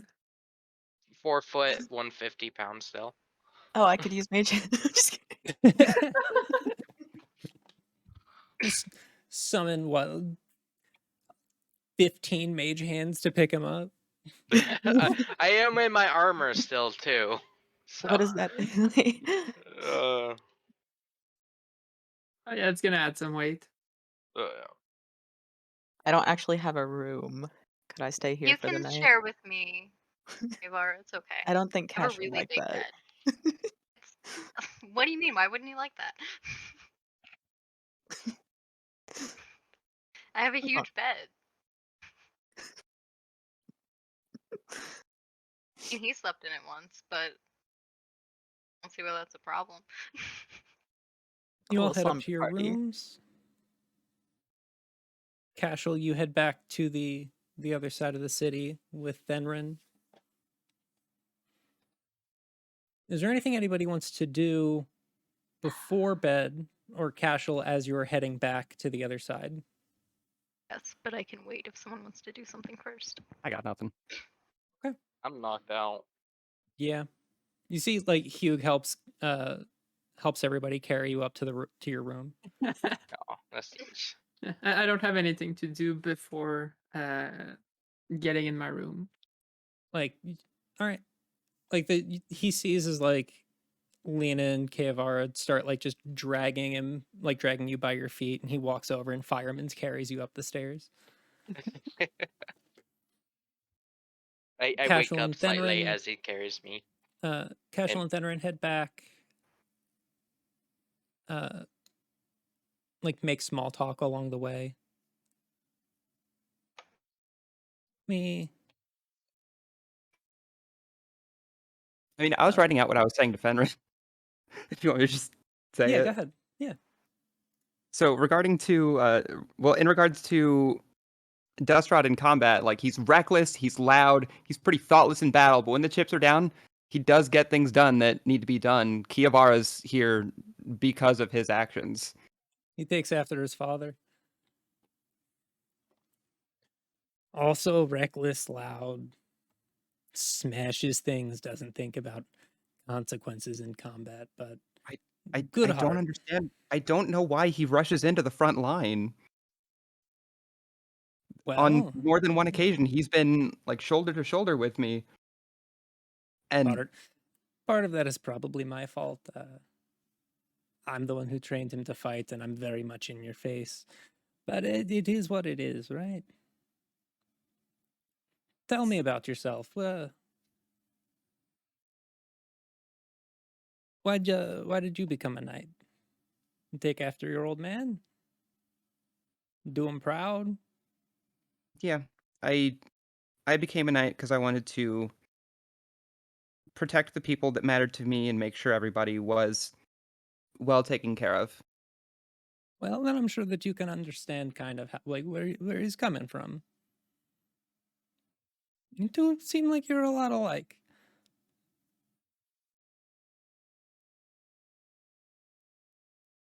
I don't know how to feel about that statement. Well, I assure you, I mean it as a compliment. Well, thank you. Well, what's your name, young man? I know the Kashel part, but you have a surname, I'm sure. Yeah, Fangblade. Fangblade. Why have I heard that name before? Maybe my father. Maybe it's that I am a lord of Phalazon. Maybe. Fangblade. That's probably the booze. I can't think of anything. Well, I'm sure you do your father proud. After all, Thank you. that's what everybody wants, right? To do the best that they can and make the people that love them be proud. Yeah. Nah. I'll see you tomorrow, young man. Take care of yourself, get some sleep. Stay safe out there. You don't have to worry about me. Then he dies. And he waddles off towards towards like one of the manors that all of the lords are staying in. You head back to your barracks with a bunch of stuff on your mind. Everybody heads to sleep. Except me, I have something I wanted to do. Is there a window in my bedroom? Yes, it overlooks the back of the building. All right. Well, I'm just gonna empty the small amount of alcohol I still have stuck in my throat through the window. Mike, can you check Discord? What is Arsen doing? Arsen. So Kavar is. Did she go into Arsen's room? I guess so. I was just gonna sleep in the hallway, but Okay, so she's in there, probably asleep, or at least cuddled up in the bed to go to sleep. Arsen's going to kind of like climb up through the window and just like come onto the roof, just in case, so no one can hear him. He'll take out his little card. He'll like bring it super close, and he'll just like whisper out, "I would like to make a deal, Mr. Alistar." See if that does anything. As you say that, the card glows and bursts into flames, and you see as you are engulfed in a fireball. Oh. Okay. As the fire around you dissipates, you are in a dimly lit study. You notice a bunch of books, like bookcases all over the place, a whole bunch of tomes written in languages that you don't understand, like just like on the spines of them. There's a large desk in front of you, fireplace roaring behind you, and behind the desk, sitting in a chair, is Mr. Alistair.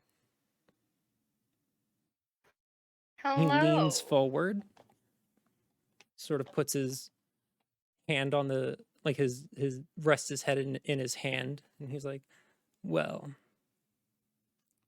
what can I do for you? Arsen opens his mouth and he's torn between saying like, "What can't you do for me?" But he doesn't. That would be impolite. No, he's kind of a little shell shocked since he was just transported into somebody's office, so he's kind of like dusting himself off.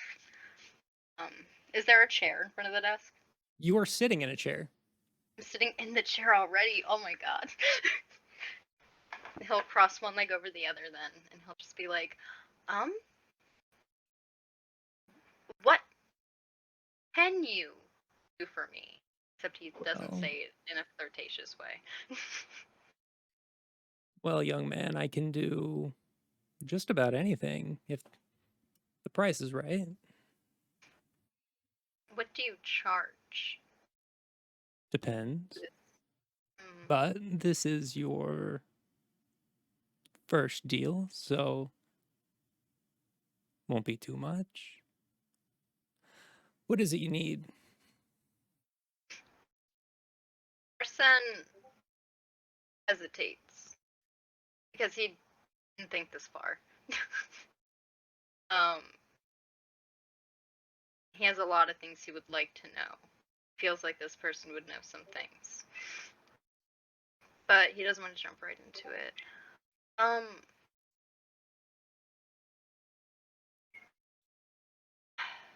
Give me 1 second. I'm gonna send you something. Okay.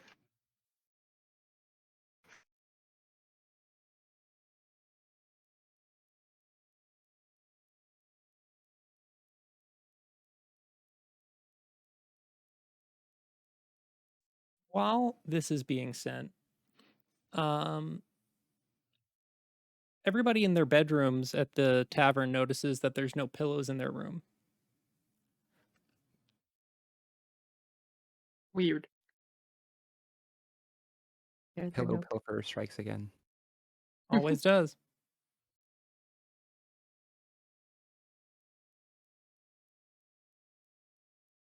Well, I don't need a pillow, so I'm not too worried about it. But I still think it's weird. Destron's knocked out. He doesn't notice it. Oh, I'm very Yeah. uncomfortable, and I'm like, Okay. who the fuck is the pillow? Okay. Is Kevar's there just like, this thing sucks. I'm Arsen playing in my will- pillow fort in my room, just having a good old time by myself with all these pillows that I stole. like that Mitt hoards pillows. Okay. So Arsen will reach into his little pack and take out a scrap paper, and he'll write down what I sent you, the name, and he'll slide it over, and he's like, "Do you know of anyone with this last name, or how to find somebody?" I can find them. And find him. Yeah, is that what you want? Find your old man?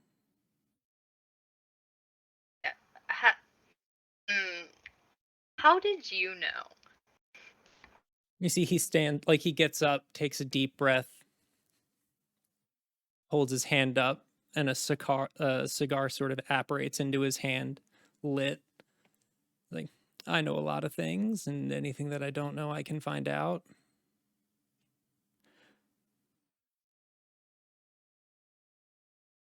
Am I wrong? You're not.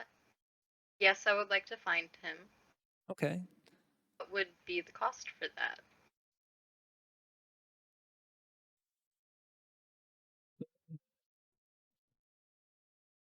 You see, he waves his hand through the air, and he's holding one of your tarot cards. Do you want me to pick a card for you? No. He's holding the card with its back to you, and he's like, I'll take this card. Okay. And I'll give it back to you whenever I think it's appropriate. Arsen frowns because he does not like being separated with his cards. And his hand instinctively goes to where it's kept on his pouch, but he nods and he's like, "That's fair." Do we have a deal? We do, Mr. Alistair, and he'll take out his hand to shake. Alistair reaches out, takes your hand, and gives it a kiss. He looks at you with these burning red eyes. He's like, it's a deal. If you need anything else, you know how to find me. and he snaps his fingers, and you are back on the roof with you're holding his card and a small piece of paper that has the location of your father. Oh.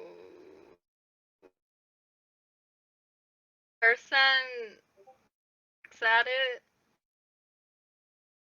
He just kind of sits there for a minute. He is so tempted to leave right now. Just abandon everybody and just go where this location states. He doesn't. He'll tuck it away with the card. Take a deep breath. Back into the room. Onto the bed next to Kevara. And try to sleep. It's gonna be hard. No pillows. Yeah, you don't have any pillows. Doesn't- It's definitely going to be Doesn't use difficult. the pillow. He uses Kevara's like tummy. Just all my hair instead. Just like lays haphazardly and just tries to get some sleep. Like her See how hair that goes all the way down to mid back. It's probably Curls up into it like it's a blanket. That's great. It's having a mental crisis. But in it's somebody's fine. hair. Yeah, he's like shaking. But, okay, well that's it for him, I guess. All right. You all take your long rest. Morning comes. Kashel, you are escorted to an area just outside of the noble district, right? It's like when you're in the city, it's surrounded by these large castle walls, and then there's an inner wall that leads into where all of the lords and diplomats and stuff who come to visit the islands will stay when they're in Wernport. That's also where Gregor's manor is, right? His like big mansion. Right. Outside of there is sort of like on a lower wall, like a balcony type thing, is where you're told that the address will be made. And then under that, just like maybe like 6 or 7 feet above ground level is where the knights are posted, right? So you get escorted there with 12 or so other knights, full armor. You all have like capes on. It's more decorative than necessarily functional, but like you all have like helmets, full plate gear, all of it's polished, and you're all told to post up there, stay at attention, and if anybody in the audience seems like they're going to try and in any way disrupt the festivities, that you are to have them removed and detained. Got it. Everybody else, you wake up in the inn. What is it that you would like to do before the event takes place? I sent you a message. It is not. It's not on this island. Okay, that's what I figured. I'm going to go downstairs really early in the morning and just wait for the rest of the party to come down. And while I'm there, I'm gonna pay attention to see if, because like the previous evening and night, the place was empty. So I'm kind of curious to know if there are more clients who are going to be there in the morning. Yeah, there's more people here during the day. There's like a bunch of people are like kind of like you overhear conversations about like what is it that's going to happen today, what could possibly be unveiled, stuff like that. People are like speculating. There's some general excitement about Urguet finally showing his face after so long. So like you overhear a bunch of conversations about that, and also just like the sort of generic ambient tones of a diner in the early morning, right?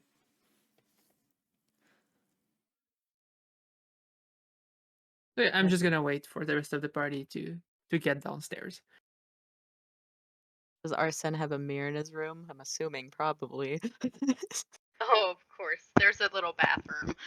Yeah, I used mage hand to mess with my hair, put it all like because it's an event, so I have to look good. My hair is all like in a nice loose, several braids tied up, and just Avaro, you would look at Arsen and he has bags under his eyes and he looks like he did not sleep well and like just like there's a war going on inside of him. oh no. There are two wolves inside of him. One wants to go find his dad and the other one wants to see what the hell's going on here. You doing okay? Uh-huh. Yeah, no, I'm fine. I'm just, um, you're not having pillows, huh? That's strange. I wonder what happened to Yeah, them. I want to know too, so I can like kick the person in the shin that took them. I have a feeling I know who took the pillows, but I'm not gonna say it. But like, considering we were the only ones who were in the tavern last night, and one of us was dead drunk, and the other one doesn't seem like the type to partake in tomfoolery, and also the other one was upstairs before everyone else. It was the dwarf, got it. Yes, Uh, not the. Just give me a con save with disadvantage. I knew you were gonna ask that. Okay. Of course. A con save with disadvantage. Yeah. Okay. Oh, but Yeah, you're super I hungover. hate. You feel like Yeah, shit. I know I am. Yeah, you're fucked Oh, up. it wouldn't be the first time. Like you're that level of hungover where you're like still kind of drunk. Can I look at my room? Did Fenrir leave anything in my room specifically, or is it all in his room? One more time. Did Fenrir actually? I'm confused because Fenrir said he couldn't get anything in the city, but the postmaster said there was stuff in my room that Oh, was the sent the over to my postmaster room. said that the letter that was sent Oh, the letter to the was tavern. Yeah. okay. I didn't get that. Okay, I didn't read that letter, I guess. The letter is from Thenrin. It says that he will be in town. Okay, that's it. Yeah. All right. Like it explains everything that he had explained to you in person, which is that he is acting as a diplomat on behalf of Stormshore and is going to be in Wernport for some event that Urguet is having, and that he can't wait to see you when he gets there. All right. They just yeah. Desrod goes down the stairs groggily, still kind of really hungover. Hugh, is Hugh out there? Mhm. I'm looking for Hugh and asked him, do you have any hangover cures here? Uh, I mean, I can whip something up for you, sure. He goes and pours more rum into a pint glass and slides it over to you. Strahd looks at it, looks at Hugh, downs it. It did not help. Yeah, of course not. He looks at you and he's like, "Hair of the dog that bit you. That's what works for me every time."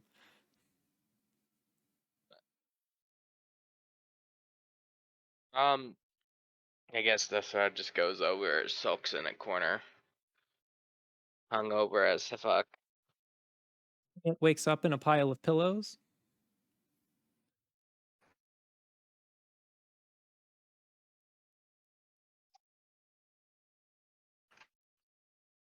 It's like Everybody sleeping on clouds. and in clouds. Mitt, Hanging I'm clouds. going to cannibalize on you. I don't know if it's cannibalism since you're a technically cat. we're I different know. races. Yeah, it would just be frowned upon, and I do have stabby things. That's I true. have stabby things. Mitt wakes up early, kind of indecisive, just on what he wants to do today, just based on the information that I got prior to us ever leaving Wernport. He's weary of the things that he knows, and he doesn't want to maybe be in the crowd because he has some like ominous sense of like something is not right here. I don't really like how this goes. So I think what Mitt's going to do is he's probably going to head to the guild hall to see if he could retrieve his crossbow, and then from there kind of just see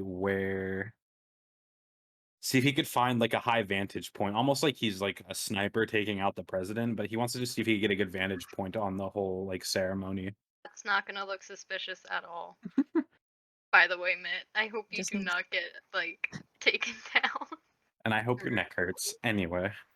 I'm rooting for you. I I don't give Mitt a know. little like green loose tie just to like fit in. So let me get this straight. You want to go to the Adventurers Guild and take your longbow back, That is correct. and then you want to find a If place he'll in give the it back. city Where you can where Because he said that he wouldn't give it, he'd give it back after all the dignitaries leave. That's what Eric said. So I'm just gonna go ask and get his opinion on it, and then regardless of what happens there, I'm just going to go find like a stealthy vantage point so I could watch kind of like the events of the day unfold. Eric's not there. He's not there. Nope. So I'm probably not getting my stuff back.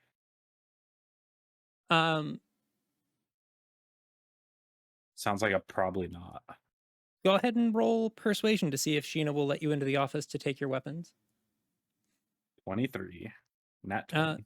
Yeah, Sheena looks at it and she's like, okay, I can understand being cautious. I have a pretty bad feeling about whatever it is that's going to happen today myself. So yeah, she unlocks the door and she's like, go ahead and grab your stuff. Okay. Mick goes in, grabs his longbow, kind of puts it on his back, but he's doing his best to conceal it. And like as he kind of like heads back, he asks Sheena, do you have a good vantage? Do you know any spots? You're very familiar with the city. I'm assuming you've been here for a long time. Yeah. Do you know any spots where I could get a good vantage point on the events of today? I don't have anything nefarious planned. I'm just very weary based off of some information that I got prior to us leaving before, and just not really being a fan of crowds and the feeling in the air of I feel like shit's gonna hit the fan today. I don't think it's just you feeling. I guess any of the rooftops nearby would be pretty good to have a view of what's going on, but I can't speak to how safe any of that would be given the nature of the event. I guess. Are you gonna be here all day, Sheena? No, we're closing down to go see Is whatever it is that's going to happen. is there somewhere that I can leave my longbow and also be able to access it later? Do you by chance have a key you can give me to trust me to come back and get it if something goes wrong? I don't want to walk around with it. I don't want to be caught with it.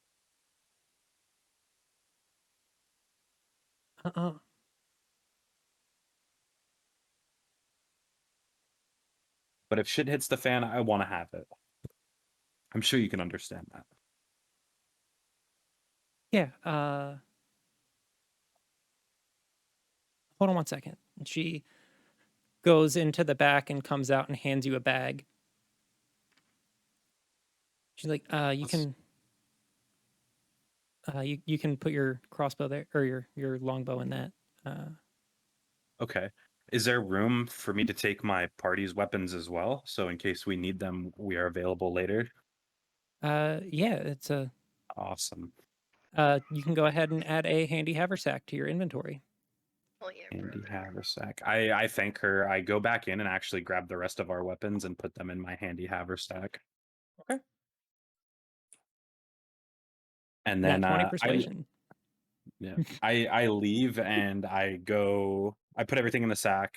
I tuck it away. I kind of hide it in. It's small enough to. I could probably like hide it under like the cloak that I wear and stuff, right? Yeah. Okay, I do that, and then I want to just find a stealthy position on a roof to where I can see it. I rolled a 24 for stealth. Okay. And I just want to watch the ceremony. All right. You spend like about an hour looking for a spot where you can be posted up with the smallest chances of anybody spotting you. So like you look for a roof that is a little bit higher than everything else with like a chimney that you can sort of get cover Right. from, like get cover behind, and post up there. Awesome.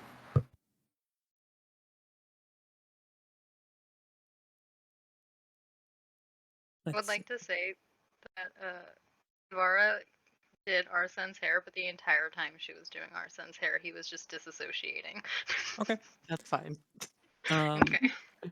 Kashel, over the course of the next hour, while you are waiting to like kind of just like checking to see if you see anything like before you have to be in your post, like prior to the ceremony starting, like you see like a bunch of the like the nobles and lords and stuff sort of start to like set up.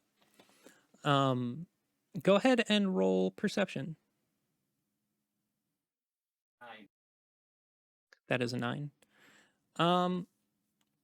You notice those religious figures that you saw weeks ago, apparently, from the Church of the Shadowed Queen, sort of like talking to people and like as crowds start forming up, handing out like different pamphlets and what have you. I am going to approach them.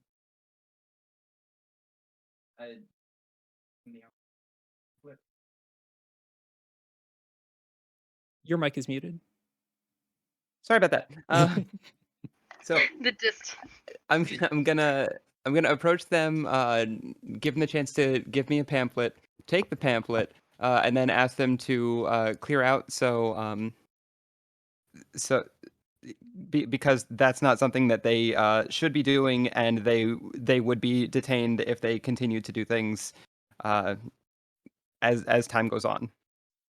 You see that the gentleman who's there speaks up, and he's like, "I understand him, and I'm very sorry for causing a disturbance here. We are here to watch the show, but we will stop handing things out until afterwards when everything is done. Thank you. That's all I ask. And if you would like to come to one of our services, we are having one tomorrow." And he he gives you directions to it. You know it as the there's a church on the east side of town, like the Gotcha. northeast of town. He's like, we have purchased a church in town if you would like to come to one of our services. See, they put the pamphlets away and wait patiently for the show to start. So I'm gonna head to my post. Okay. As you head back,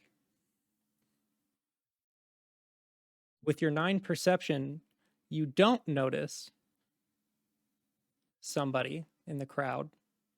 As you had in order to get to where they were, you had to go out of the noble district, right? Like you sort of went around through a gate and came out and around. And as you head back to where your post is, you don't notice, but you do hear a familiar voice as your childhood friend Gerald shouts out to you. I'm wearing a helmet. Yes, but he rolled a nat 20 perception. Well, yikes. That's a yikes. He shouts out, he's like, "Do my eyes deceive me? Is that... Kashel, that can't be you." Gerald? I haven't seen you in I'll be. a decade. I have to admit, I didn't expect to run into you here, but I'm so happy that I did. You look fantastic. Well, thank you. What brings you here? Well, I'm here for whatever the show is. Not as one of the dignitaries, I assure you. Just Where have you as a been? viewer. Well, here and there, studying, training, learning, gallivanting, sleeping with women. You know, living life. And how about you?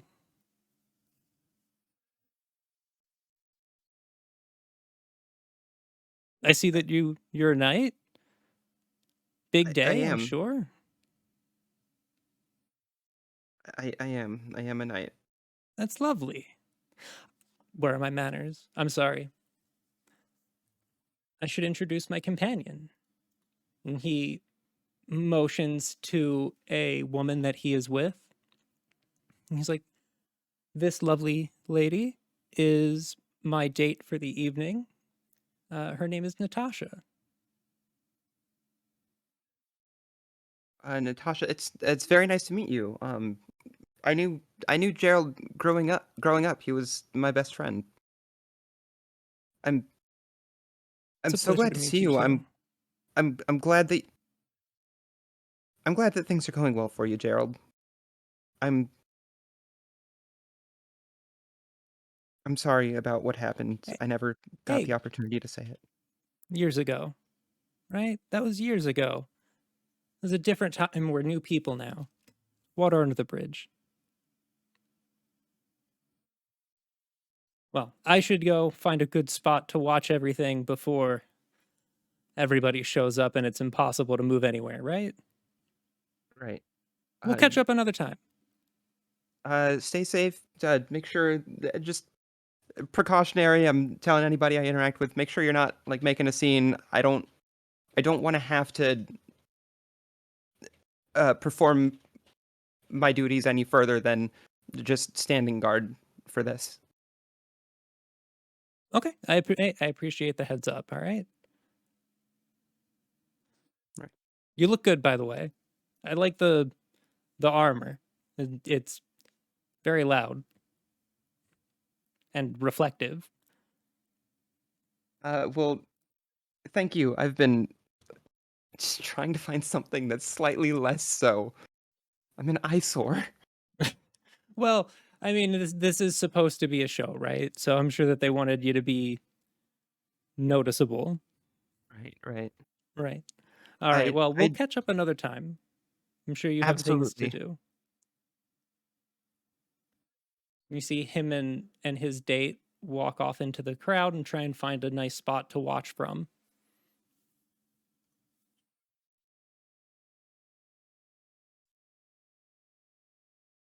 Right, and so I'm going to head back over to my post. Okay. Arsen and Well, Kaevara walk downstairs. I am go ahead. also now wrestling with the idea of, oh no, people are supposed to have people are bringing dates. What? I mean, you're working.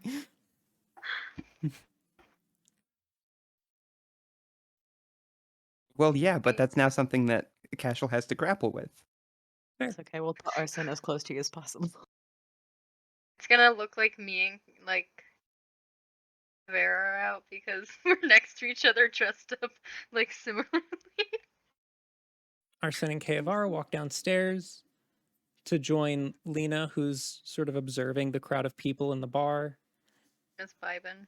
and Dustrod, who is in a state. Yeah, he's in a state. I just kind of like pat Dustrod on the head. You can't handle your alcohol, buddy.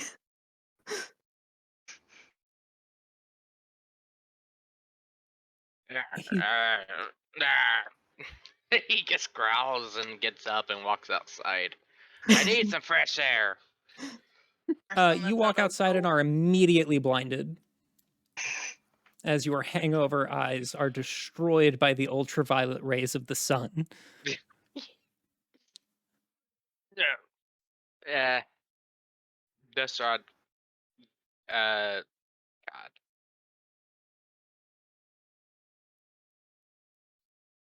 God. Can I write? But I guess he walks back inside.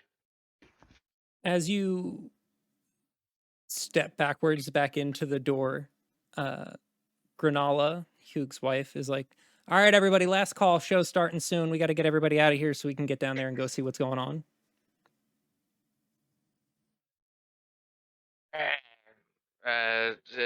Desrada says, acts as if they want some, acts as if he could, never mind. Hold on. If I just get some water for Dustrod. Desrod's too drunk to really think so. He's too hungover.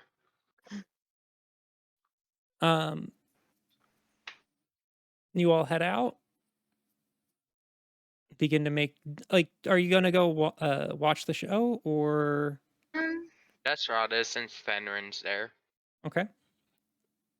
I'm going Arsen's to. kind of like just following Kavara because he's still kind of like up in his own head. Fair. I'm gonna go watch the show. Okay. Yeah, I plan to. I don't trust the show, but obviously I'm gonna be there. Fair. Okay. Kind of like he's like just like tugging on the side of her sleeve because he's like so out of it. He's like walking into people, very out of character. I'm kind of just like holding onto Arsen's arm and more of like, trying to keep him safe way, make sure he doesn't run into anybody. Let me see something real quick. Hold on. He out of habit reaches into someone's hand as they're like into their pocket as they're walking and takes their gold purse. The 25 on sleight of hand. Yeah, you go ahead and Do I have notice 40 gold. this since I'm like actually Thanks. Roll perception. like I'm literally holding on to him. Roll No, he, perception like, with does it- advantage. Okay. He does it out of like just second nature. Nice. And to answer the question before of how I have so much gold, it's because I do shit like this. And 15, I guess. Nope, No, you I don't. don't. I rolled a 25. That's fair. Yeah, it's just he just Where's takes my them. money? No, it's not Desrod. As we walk, Desrod growls like really angrily. Where's my money? What money? Took it from Dustrod. No. Desrod's not in the mood. He gave all his money to Mitt. He gave 20 gold and only got 2 potions. He wants his money. So the gold was how much was the gold? Like 10 gold apiece. Just wait till you guys have to buy your It weapons was back from 20 per person. The potions were 5 gold each. Yeah. And then you got rations afterwards. So we used it for the rations too, and we had 19 gold left over, which Arsen still has aside. And then we have the gold left over from last night, which he has in a separate pouch from his own gold. Oh, that got spent on all the booze. Yeah. So Arsen looks at Dustrod, and if he's being a dick about it, he's just gonna take the 19 gold and throw it at his face. Have the extra for the group then if you're gonna be a dick about it. Destrod just leaves the gold on the ground. Arsen picks it up because that is his nature. I'll just work my way for my money. There But you go. oh, Destrod does not have his weapon out while he's walking. Is there like, because there's no map, would we be able to stand in a place where we could like clearly see where Kashel's at or anything? Yeah. Okay. You'd have to roll perception to be able to tell that it is Kashel, unless he notices you and like waves or something. Well, because all the knights are dressed the same. Can I roll perception with Arsen only got a disadvantage? 12 because he's out of Yes. it. Wait, I'm gonna roll with disadvantage. I rolled a 19 to see if I can notice him from my position. I got an 18 on that one. I Arsen rolled got a a 5. 13. So I got 5. I got 2 10s. Kavara and Mitt both notice him. Okay, I take cool. the shot. No, shut the I'm fuck just- up. Roll attack. No. So I guess like yeah, Mitt's somewhere where Mitt's at, and then we're in a crowd just enough to see him, but not look suspicious. I'm assuming. Yeah. I don't know if you read my DMs. I'm in my costume right now. Mm-hmm. Oh, Yeah. I was gonna say I was gonna give like little beard beads to Destrod to like No, gold no, I'm beard in beads. as a performer. I have this special costume that goes well with my armor that I'm wearing. I look like a very fine, noble general or something like that. I feel like if Kavara did Arsen's hair, he would be wearing his normal attire, except the way that his cloak is, it's a little bit more open, so you can just see like his midriff and everything. He has a little piercing on his belly. It's cute. Okay. Lena Uh, is dressed 100% normally, including the cloak to hide her face. You get hot under there. Yes, sometimes, I guess. Okay. Mitt, you hear a voice from behind you. I turn around and look and see Tim. No. If I do recognize his voice. Oh, not Tim. Roll insight. Alrighty, let's see. 7. Nah, you don't recognize the voice, but when you turn around, you do see Jack on the rooftop with you. It's a pretty good spot, right? Not too bad. Just hanging out. What are you up to? Oh, you know, hanging out. Yeah, I suppose we can hang out together then. You have the Yeah. same feeling as I did about today? Oh, something bad's gonna go down. Yeah, I got that feeling. Yeah. Well, yeah, I guess we can what are you up to? What are you up to up here, buddy? Oh, Old you pal. know, going Oh, Jack. around, looking at bounty boards, seeing what you can find. Well, you looking for any bounties in particular? There are a lot of new people here. I picked this one up, and he hands you a bounty for you. Who's that guy? Well, let's just say that one fell off the board and got lost, right? You know, it is what it is. Another day in the neighborhood, right? Yeah. I appreciate that. Well, I owed you all one for getting me out of there. I think looks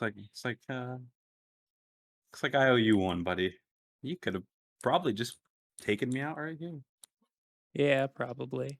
But I pay my Okay. debts. Well, I appreciate that. Let's just say I owe you one. All right. Looks like the show's about to start, huh? It appears so. You see his like so. trumpets start blaring, all this pomp and circumstance. I want to roll. I want to roll. My D&D Beyond just crashed. Very cool. I want to roll like in a perception. I think he's up to something. I've seen a couple episodes of like shows where somebody gets framed for killing the president. And you know, I'm not trying to get framed by Jack here. I did just tell him I owe him one. Like Okay. with the MLK. Let's see. I want to know if he's up to no good. Wait, does my bracelet do that, or is that protection from? That's Protection right? from, yeah. Yeah. Okay, let's Yeah. see. You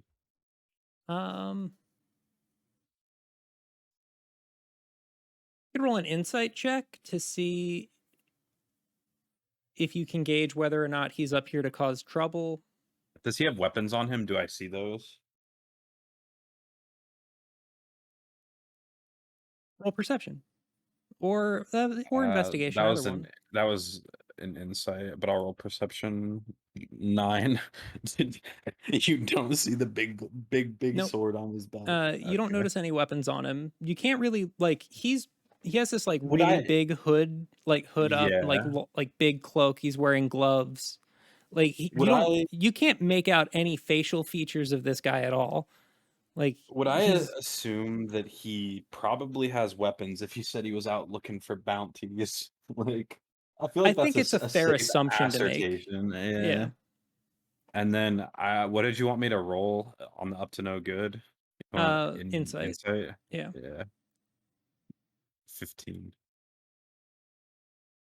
There is something that's a little like peculiar about him, but you don't think he's here to cause trouble. You think if he wanted to cause trouble, he wouldn't have made himself known. He's kind of in the same mindset Yeah. as me, kind of just like not really comfortable with the whole situation and wants a better vantage on it, aside from being like the mix. Yeah. Like if he wanted to, Gotcha. you get the feeling of this guy where like if he wanted to take somebody out, nobody He would just have known snuck he up was on me, there. and I'm a real sneaky motherfucker. Like, yeah. Okay. Gotcha. Okay, well then I guess from there we just hang out on the rooftop as the show's about to start. All right. You see as a bunch of fireworks start to go off.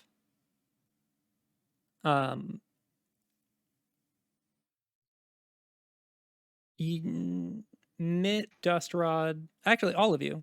You can all go ahead and make Arcana checks if you want to. Ways. And that's gonna be a 23 for me. Okay. 5. That was a nat 20 for me. Ooh, Oh, yeah. look at you, Cash. I got all our low rolls out of the way for us. Wow, I got a Don't worry about it. 7 on that. Everybody I'm who so rolled proficient. I got like everyone who rolled 15 or higher Hmm. like I sees the fireworks and like all of the like fanfare that's going off, and recognizes that like these are all magical effects, right? It's like prestidigitations happening, stuff like that. Lena and Kashel, you recognize a globe of invulnerability go up over the stage. I see they're not stopping at anything to protect the Lord. I'm going to let the party know. Like I know that Cash and Mitt are not with us, but everyone who is with me, I'm gonna let them know that this happened. So like, I don't think I'm close enough to hear. I moved away from the group. okay, well then you don't know. The people who Yeah. are still with me, I'm letting you know that Huh. there's this globe, and that yeah, if someone wants to do some sharpshooting, they might have a hard time. Yeah. Well, Well, guess that kind they're of sucks. pulling out all the stops. You see as all of the like heads of state sort of come out and take their seat on the stage.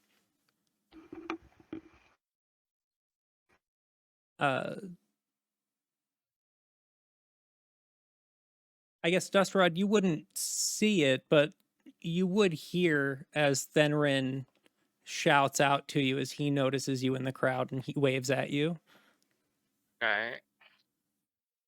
I wave back at him grumpily. Takes his seat with everybody else. You have Thenrin there from Stormshore. A bunch of other people walk out. Kavar, you would recognize the king of Philnatheus, King Kieran Alderest is present. You would recognize him. The fanfare settles down. And Gregor Urguet walks out onto the stage. Am I within 60 feet of him? Yeah. I'm going to pop Divine Sense. It's just like, it is not a magical effect. Does he look like Mitt? Not Mitt, Tim. Sorry.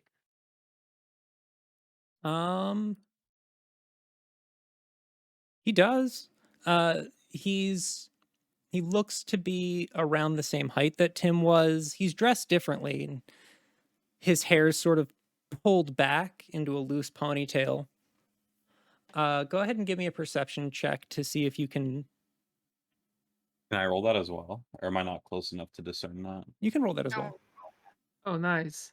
I rolled a nat 21. one. 21. And 15. Could I roll to see if it has the same like eyes going on? Mhm. All the features I noticed. Okay. Wow, a 12. A He's 2. I mean, you can't see him. His behind you. Yeah.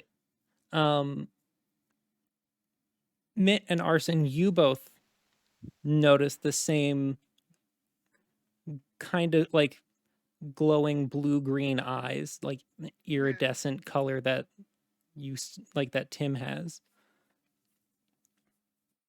So basically, I what I wanted to recognize is whether if it's Tim or if it's just somebody that may be of the same race. Like, would I be able to make that They look assumption? identical. They look identical. Mhm. Okay.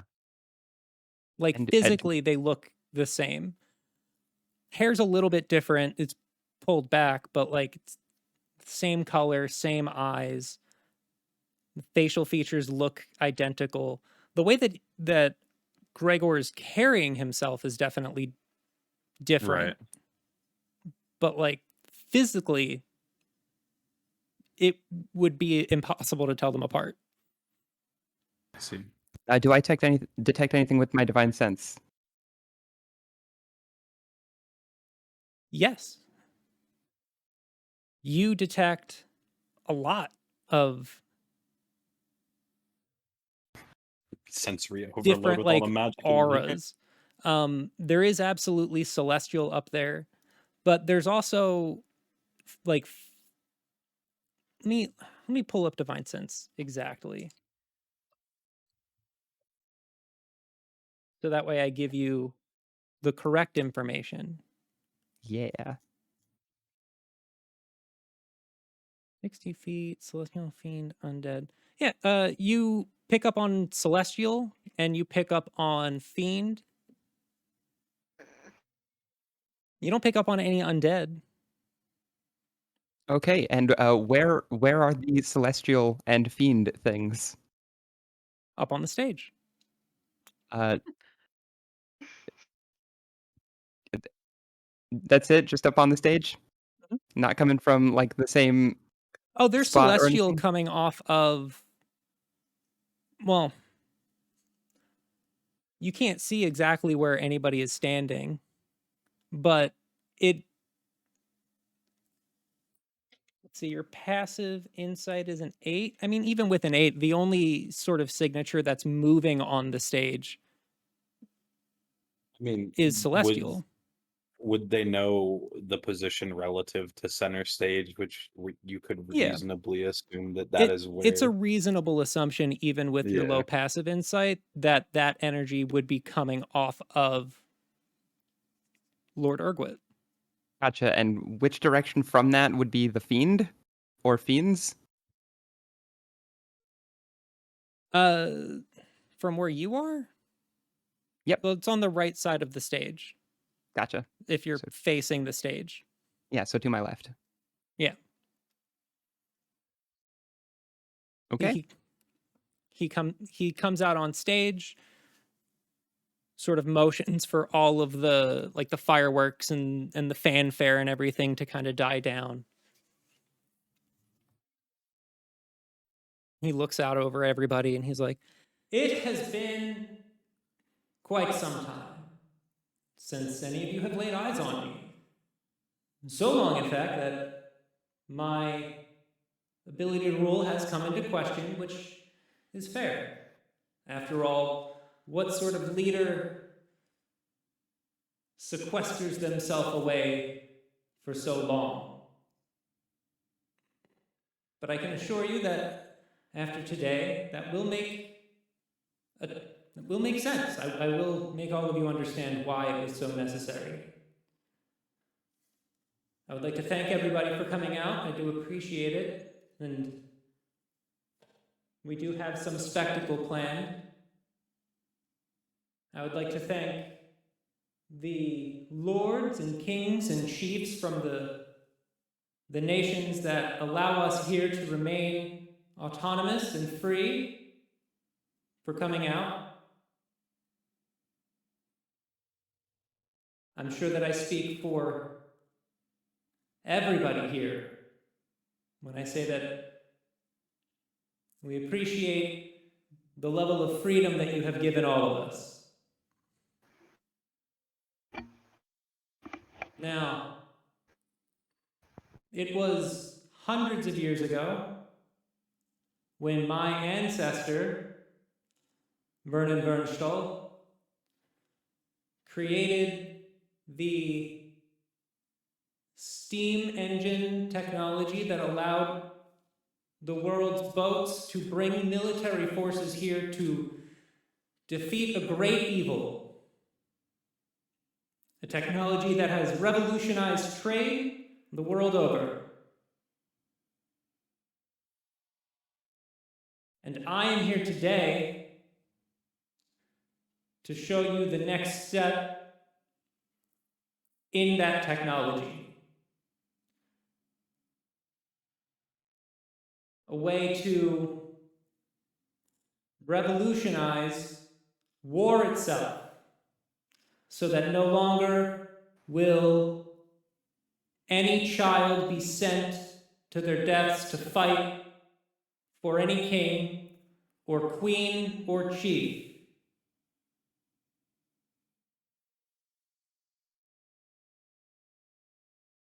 It's taken quite some time to create this, which is why I have not been shown, have not made any public appearances in so long. But I can assure you it was worth it.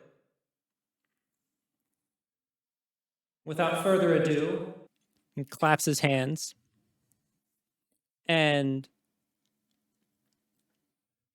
out onto the stage walks a towering golem.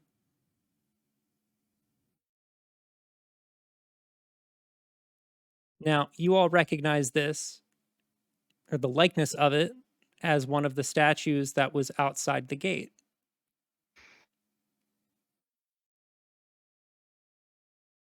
See, it walks out onto the stage, 7 feet tall, bulky metal machine.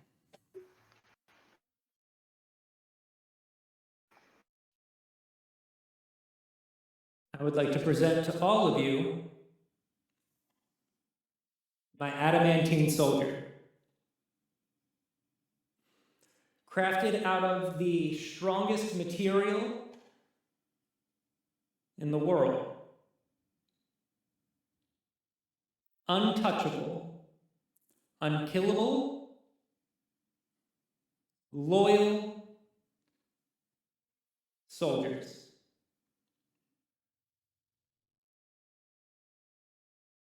So that never again will any of our children have to go out and fight and die.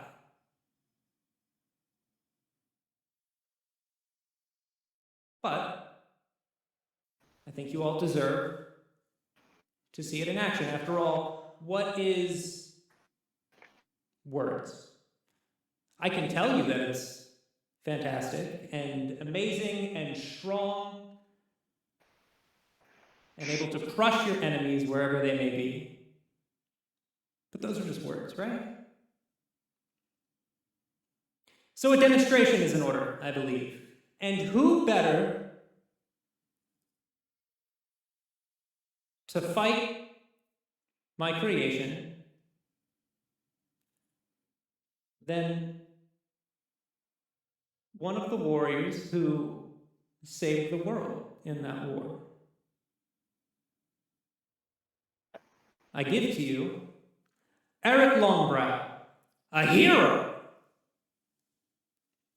who fought the Dark One with his companions and emerged unscathed. You see Eric walks out onto the stage. Crowd cheers. Waves his little hand. Lord Urguet looks over and he's like, "That won't do. Soldier, lift him up so that he may properly see his fangs." And you see the golem picks up Eret and places him in the palm of his hand and lifts him up so that way everyone can see him. Mm, Arsen and Kevara, you hear Sheena from behind you. She's like, "I have a bad feeling about this." me too. No shit. You hear Alisaria. She's like, "Yeah, I'm gonna get out of here. You all have fun." Th- No, they're go- So, Arsen, wait, go ahead. Arsen's gonna grab Lena by the arm and Kevara and just So, slowly start backing up. It's like with the discussions I had with the guildmaster, considering I have 20 intelligence, like, would it make sense for me to reach the conclusion that this is an assassination attempt that they're gonna cover up as an accident? Like, is that a thought I could have? One more time. I think this is going to be an assassination, but they're going to cover it up as an accident during the presentation. So I'm just wondering, like, I'm talking out of character right now. Like, is that a fair assumption my character could make with the information I was given during the campaign? Roll an insight check. All right. I'm very good at those. That's an 8. On an 8, I don't think that you would think that it's an assassination attempt. What would you roll for that? Hmm? Did you roll for that? Insight. Insight, yeah. No, I was more I thinking didn't it'd be do well. something to do with intelligence, but I guess not. I'm gonna roll just because I'm I have Nat 20. Oh my god. Hell yeah, baby! Because Nat I don't 20. trust this. I mean, I'd like to be able to not trust this because I feel like I have enough information to not trust this, but I don't trust have- it because of all the royals gathered here. I have really bad Mhm. insight, so turns out my character is dumb. On a nat No, 20, it's a bad roll. you think that this is bigger than an assassination attempt. Bigger than an assassination attempt. We need to get out of here. You think, like, you get the feeling that Gosh. the globe of invulnerability, like, the globe being set up is less to stop anybody from killing anyone here and more to stop anyone from intervening from outside.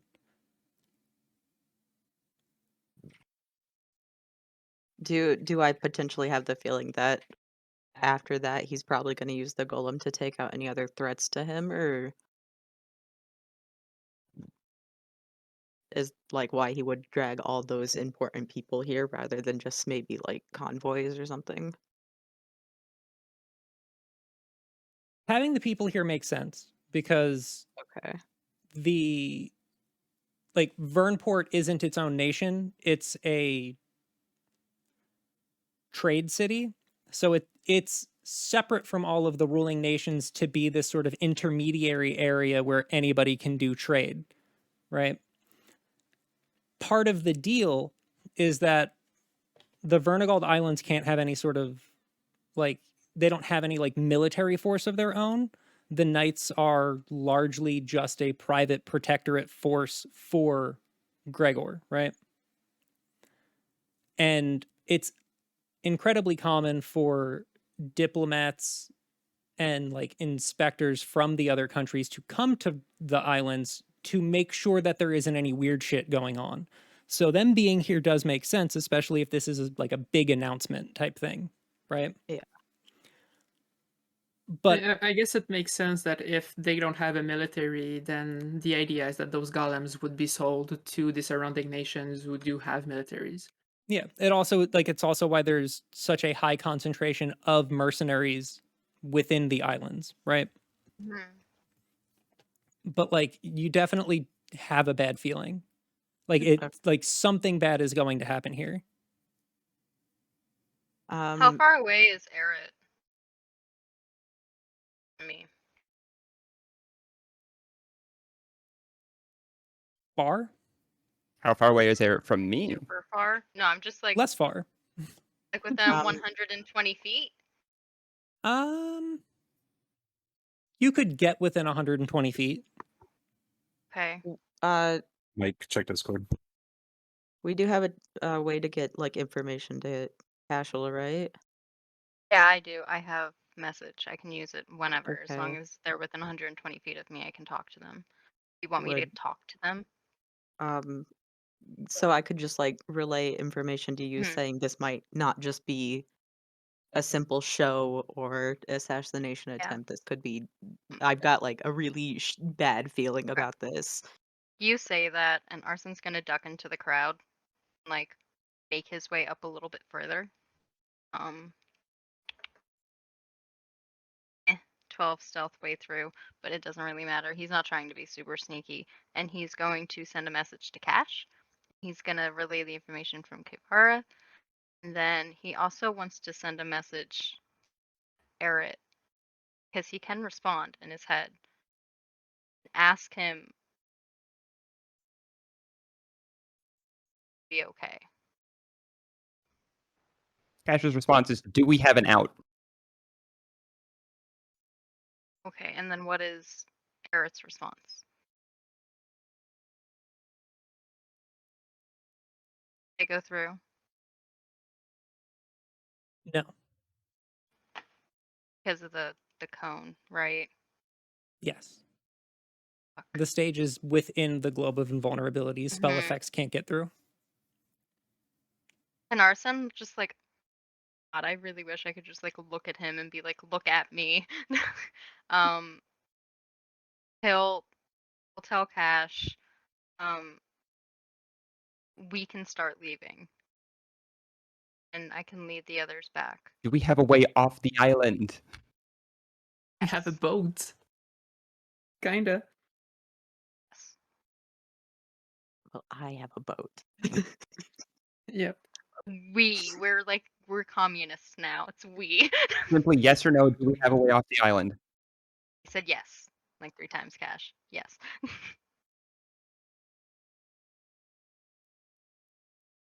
Okay. Son's gonna throw a look at Eret. You Get him to see run. as Urguet casts Mold Earth and creates a sort of like a miniature coliseum.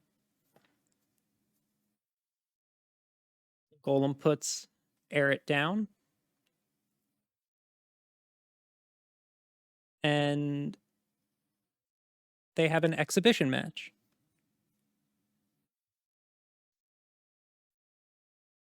This is the first time that any of you have seen Eret fight. I mean, it's the first time that most anybody here has seen Eret fight, right? He is a barbarian. He immediately goes into a rage. He pulls out he picks up he picks up a great axe, and he rushes at the golem and immediately starts hacking into it. And the golem's not doing anything. It just kind of stands there. All that's happening, since backtracking back towards the others. He does not want to look.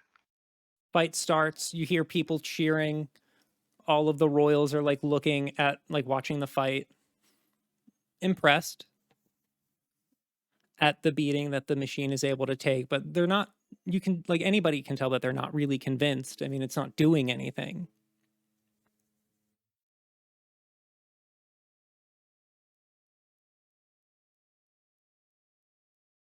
Eret stops for a second, and you watch as the golem hits Eret and sends him flying into the wall of this little coliseum that's been fabricated.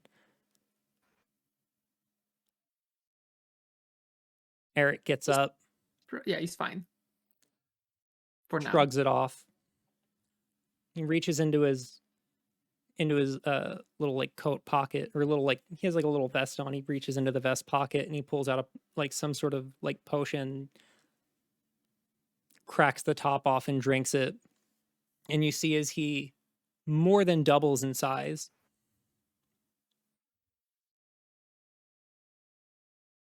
Rushes back at the golem again and starts to just wail on it.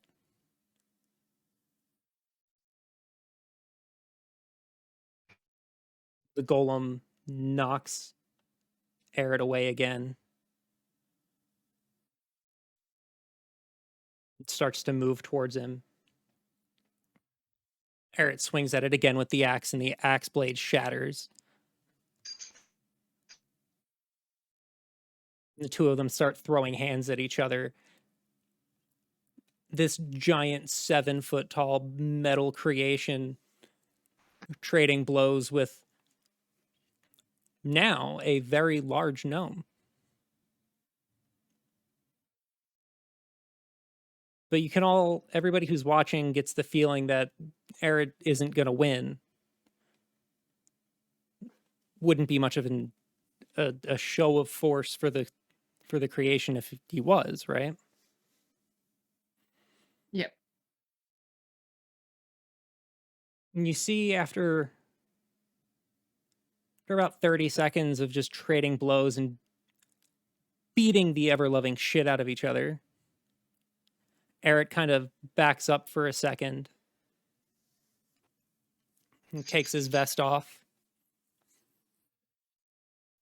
raises his hand up, and a lightning bolt hits his hand. And a cloud of dust flies up around him. And as the dust clears, you see that he's holding a hammer in his hand. Oh, damn.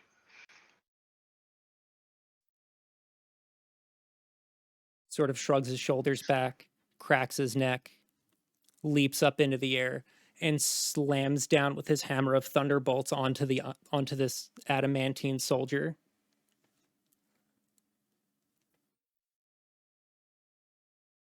And the soldier catches the hammer, grabs Eret, and throws him like a rag doll across the arena. Turns its head to face him.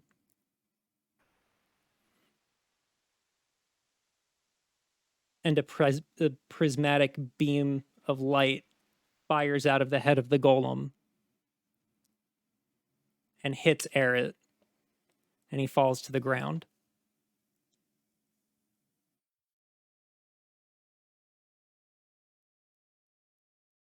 You see as all the kings and high chiefs and lords that are watching applaud.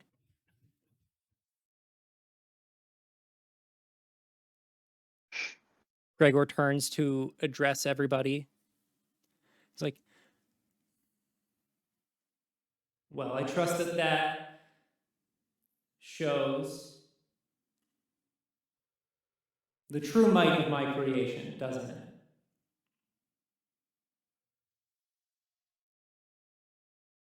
One of the heroes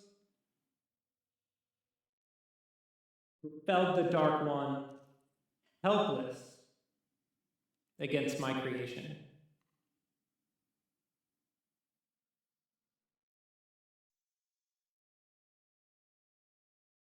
As a proof of concept, I feel like that did pretty good, didn't it?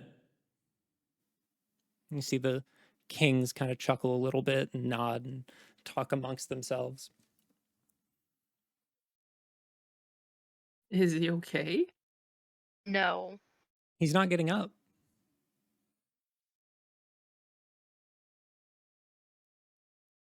As Is he much doing? as He's doing death saving throws. much as Arsen wants to like say something because this is so unfair.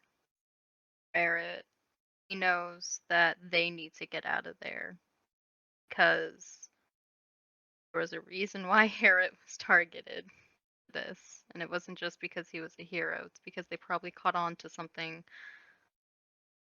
So yeah, no, Arsen, as soon as he's back within range of Lena and Kevara, and if the captain is still there and Sheena, he is just urging them towards need- wherever the port is. We need to go grab our weapons and then get the hell out of here. Arsen's gonna send a message to Dustrod. Hopefully he's within 120 feet as they're walking and say, meet at the port, let's go. Then hopefully Mitt is within 120 feet, probably not, but just another meet at the port, let's go. Yeah, Mitt, you get the message. Okay. I can respond, right? Yes. Yeah. Tell them. I can respond to her because it's message. Yeah. I have your guys' weapons. Don't worry about it. Just go to the port. Oh, Okay, thank you. And then I relay it. Where is I'm he just keeping like, all of our weapons? In my it doesn't prison matter. wallet. Let's just go. All right. Did you send Cash the message as well? I know there's a Did boat. Well, I told Cash I'm going, he said to a way to get off the island. I said yes. I imagine he's gonna meet us at the port because he's not stupid. I need to still meet with my uncle. No, I'm not sure you want to do that at the moment. Find your uncle. I mean- Let's go. Yeah, like I really need to meet with my uncle. Get him, and we'll all go on the boat. We're going on a. It's the beach episode, guys. A bit dramatic for a beach episode, but okay. I'm just kind of letting Arsen tug me along because I'm just upset about this. My fists are clenched and everything, and I'm just like, nope, Yeah, no, fuck this. Arsen is incredibly upset. He liked Eric a lot. He knows he cannot do anything. Can He I would only die. respond to the message once, or can I respond again? Only once. You can respond Okay. once. Fuck. Gregor continues his address. Eric Longbrow, hero of the war.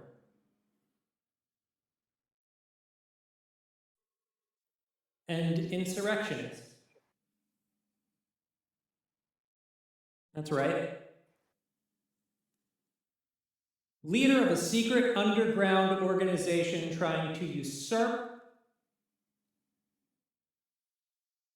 me. And in doing so, all of you. He motions to the other kings and the lords that are there.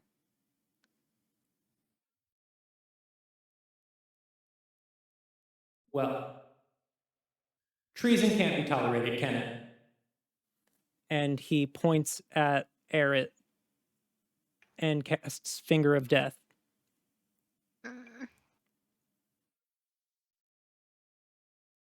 And as he casts it, Kevara, with your nat 20 on insight, you know that he is your patron. I just kind of stop dead in my tracks, and I'm like almost trembling at this point. Kavara, we gotta go. Now, on to the rest of the announcement. These soldiers will not be made available to any of you. As you all know, we are not allowed to have a standing military here. Hardly seems fair. What if one of your countries decided to invade and take over? Well, that wouldn't be good for anybody, would it?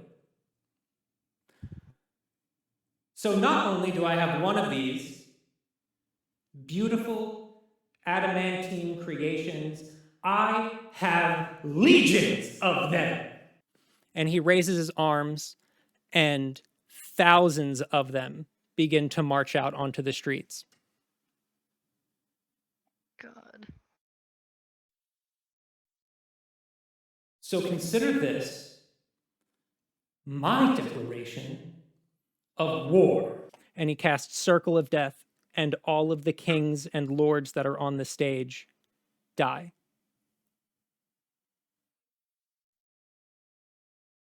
Cash, you better get your ass over here. I mean, during the entire time, we're moving away from there. We're getting to the port. We're not staying there. Before he left the 120-foot range, he messaged Cash and be like, "Get the fuck out of there. Meet us at the port." I will when I can.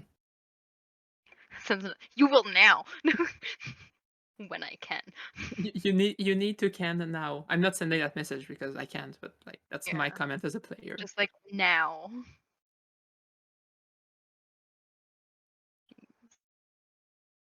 Gregor looks down at the crowd of people. This is the dawn of a new age. An age where I will be king of every nation and every people on this planet. And with these soldiers, no one will be able to stop me. No one will be able to stop us. All of you.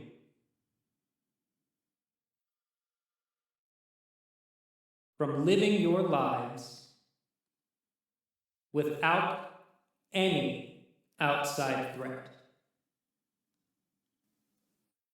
And he bows and he starts to walk off the stage.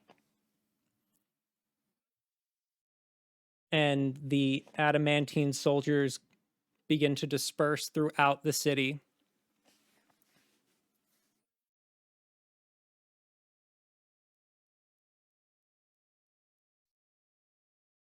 You hear the crowds in an uproar.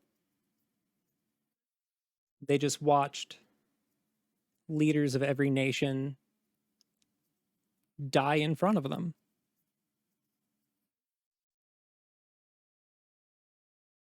Cash, you hear the guard captain truly begin to lose his fucking shit.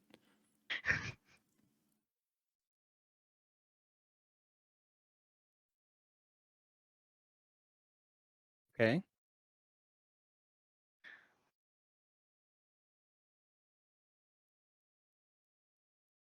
You see as these adamantine soldiers start to walk through the city, and from where you are, Kashel, you see that they begin to they start confiscating things from people.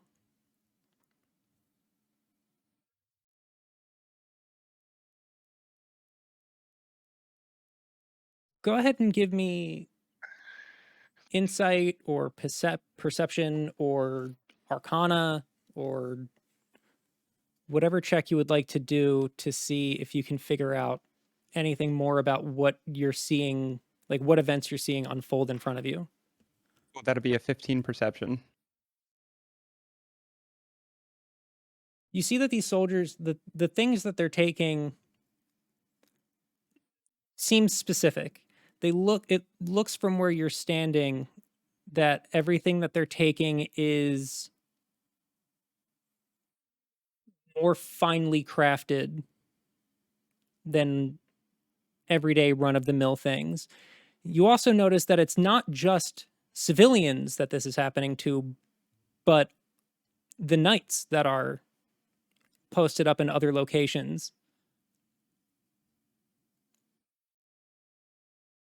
And you see as one of the adamantine soldiers glances in your direction and starts to move towards you.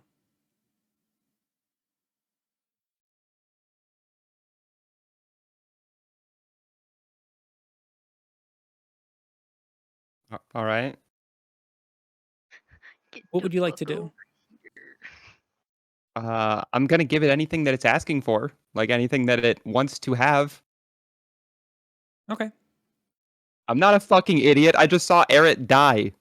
You remain at your station, and the soldier walks up to you, and it grabs the +1 short sword that you have at your That's fine. side and removes it.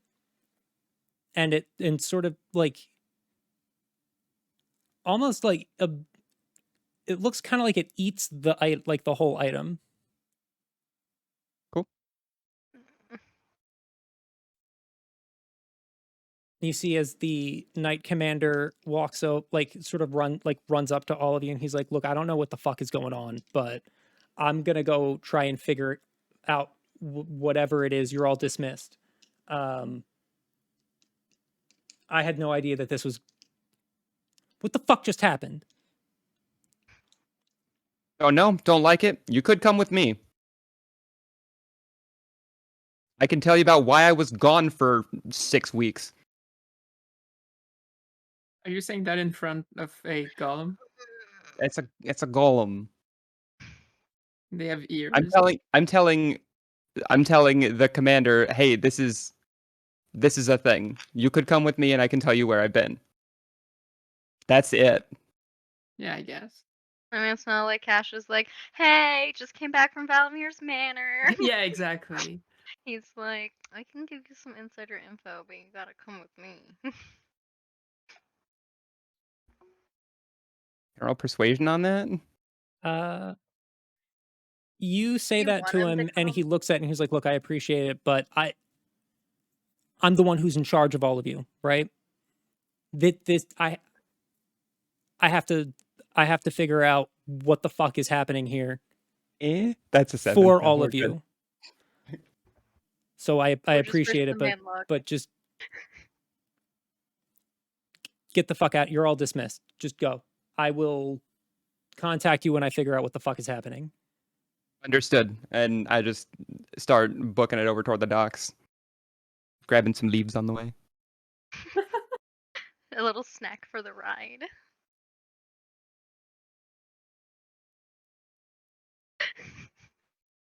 As you Kashel, as you head down out into the crowd and start to make your way to the docks, you watch as Dustrod is beginning to climb up the stage, like climb up to the staging area. Leave him. We gotta We have go. to go. We don't have a choice. We have to go.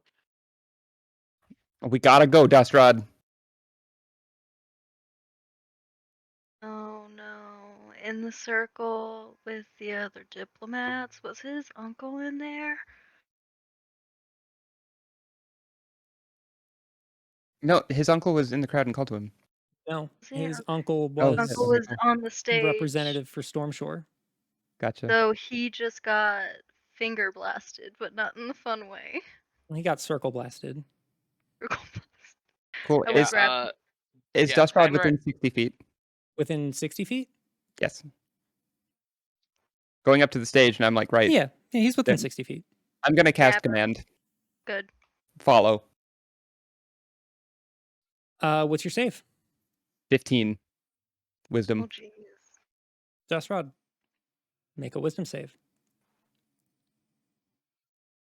Oh, that's the worst one. Good. Oh, never mind. Oh. Sick. Can you You give him cast bardic inspiration?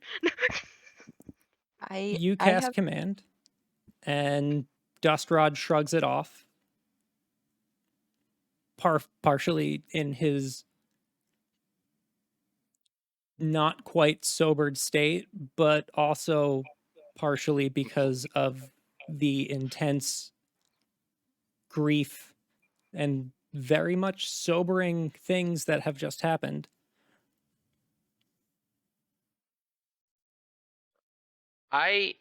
All I want to do is go up to Fenrir and put my hand on his chest and leave. That's it. Okay. Just for like 3 seconds and say just a short prayer like to anything that's out there. Yeah, you can do that. That's all. That's all I do. And I stand back up and I look at everyone. I nod my head and I rush towards them. That's it. As you and Kashel are heading towards the docks, you see Sheena kind of collapsed on the ground, hysterical. Mm, Can we bring her with us? I'm grabbing her. We gotta go. no, pick Where's up Lena. We where's gotta go. where's the book? Give me a grapple check. I'm guessing Fenrir didn't have any weapons on him when he It's was a on 15. stage, right? He did not. His axe.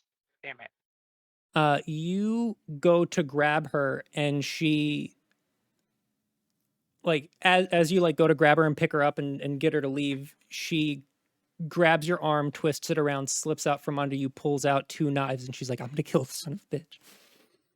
Arsen's just gonna And go right up to she- her. I'm gonna command don't.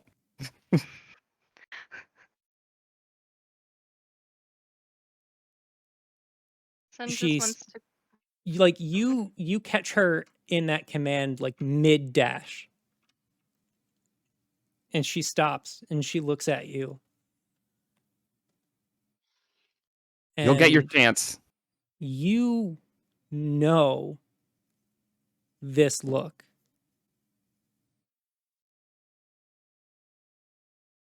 You've seen it. You still see it. Every time you look in the mirror and have to grapple with wondering if your father is dead, you know that the look that she sees is the same look that Gerald saw on your face.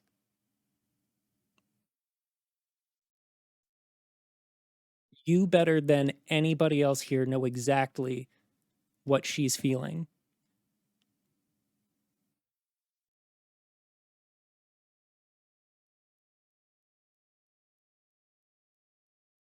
And she looks at you and she's like, ah.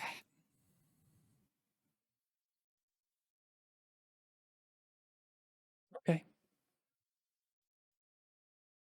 Okay, fine, let's go. Okay, good.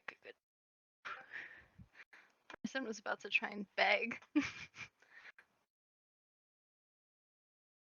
She heads off with you and Dust Rod, and you meet up with everybody else on their way to the port. Definitely want to go get that book. Oh God, the Okay. no. Sheena, do you have any of the stuff that we gave What? you guys yesterday? It's all Just- in. It's all in the. Okay, I'll be right back. And Arsen's gonna go. Okay. Arsen's just gonna book it like straight away. Can I cast locate object on my uncle's axe? I just need to know how far it is away from me. I would know his axe very well.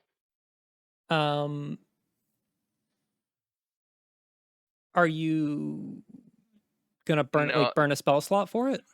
Yes. Okay. There's no time to ritual cast it. It is on the other side of the wall, wherever his room was.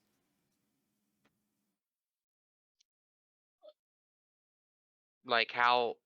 Do I know how far that was? I mean, you're actively running away from there.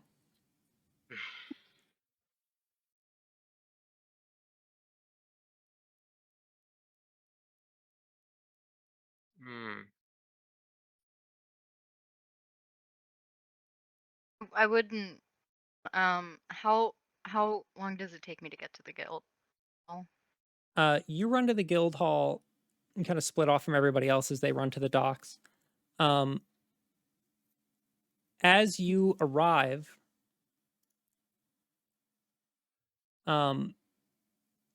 you see the front of the building has been broken down. Okay.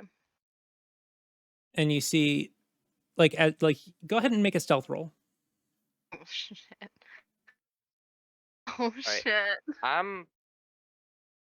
Could I be with Arsen could I have just followed Arsen? Yeah. Sure, Okay. yeah. 9, a fucking 9 on my +7. This is horrible. You still shaken from everything that happened. Yeah, of course. You go over to the front of the building and sort of look inside as one of these golems pushes you out of the building, and you kind of peek in and you see some of them just kind of going and taking anything, just taking objects and things that are there. Right. And is there a slight chance that I see the fucking from what's his face when we're trying to decode? It's the only thing I care about. The journal? Yeah. I want You wanted Sheena had Barnabas's journal. Barnabas's journal. It's the only thing I care about. The one that I was carrying with the One that we gave to non-decoded Sheena. messages. Yeah, Sheena had it. She Oh, still have it? I thought I was under the impression I picked it back up after. No, No, Eric she gave had it to Sheena decoded. to decode. Oh, Yeah, okay. so I don't know if she left it there. I didn't. She said everything was back there. That's where I went. Cac, it is over 500 feet to get there. You'd have to run through buildings and Yeah. yeah. Okay. I leave the axe.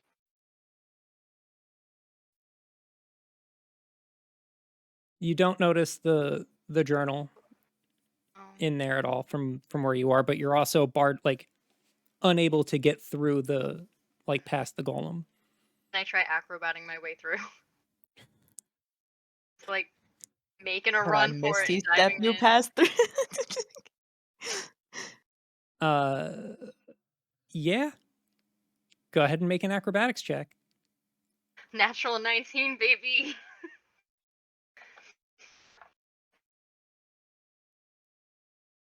Should have gotten that on stealth. So spry, so flexible. Shut the fuck up. You go to kick off the wall and vault over one of these golems, and the golem with its other hand grabs you out of the air and throws you out of the building and starts to walk towards you.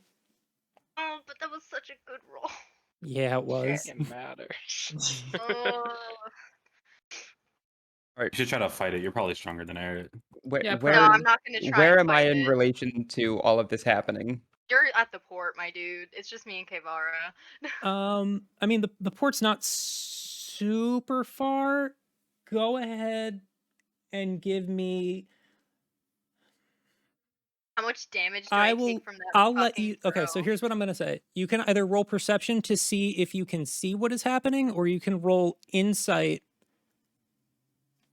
with advantage to see if you can if you get a feeling that something is wrong, or that Arsen is in danger. Arsen senses are tingling. Take a worse roll with advantage. I gotta do it. Oh my god. That's at 11. Your Arsen senses did not tingle. Grab a leaf. Another day in the port.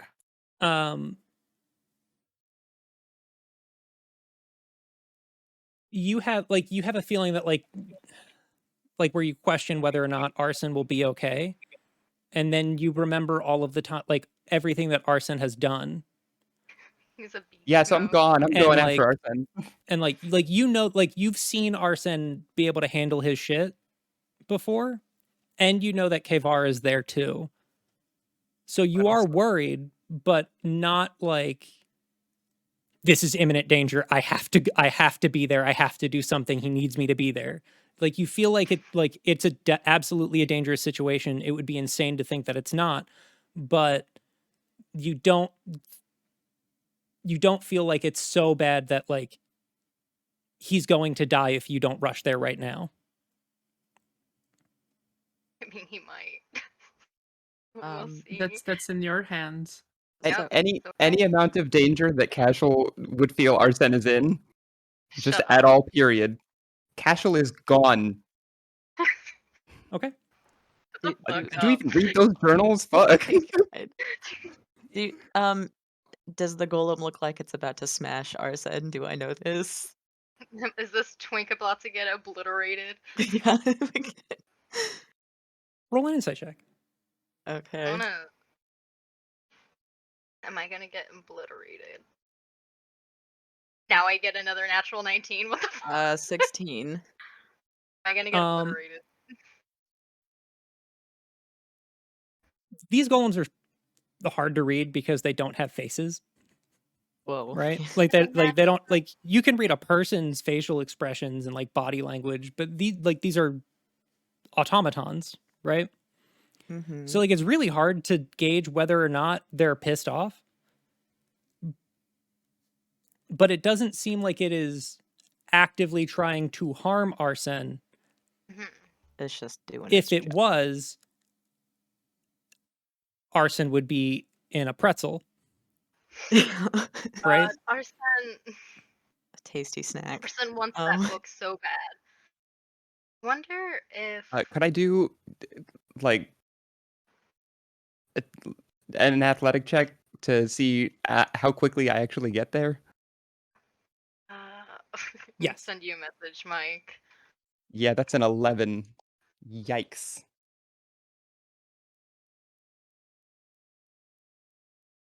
Do we know for sure that the book is in here?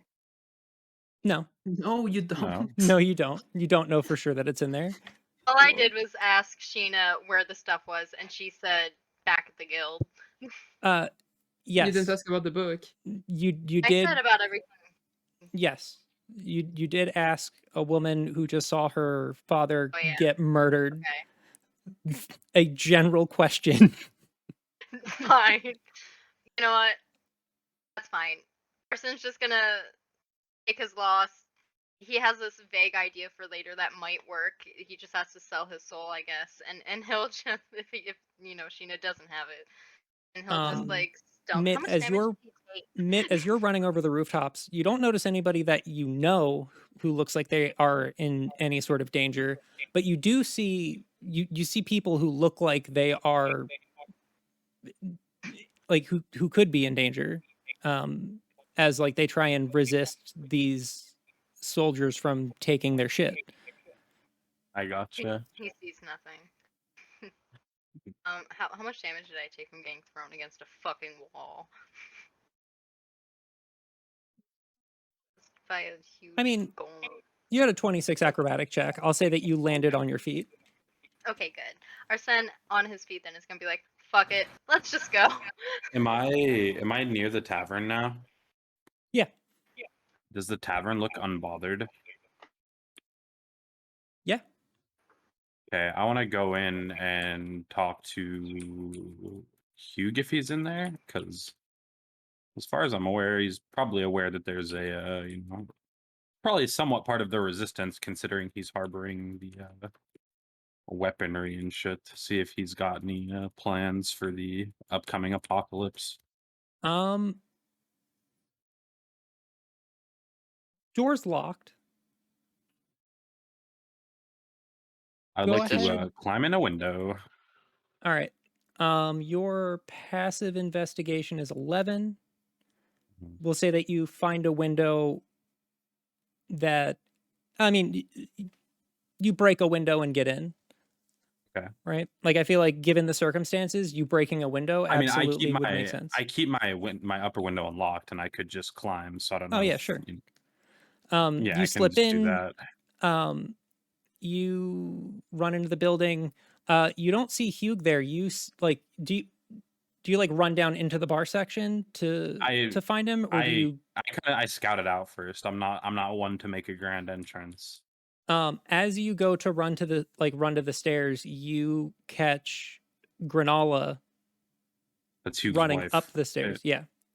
Yeah. Hey, fancy seeing you here. Are you aware of what's going on right now?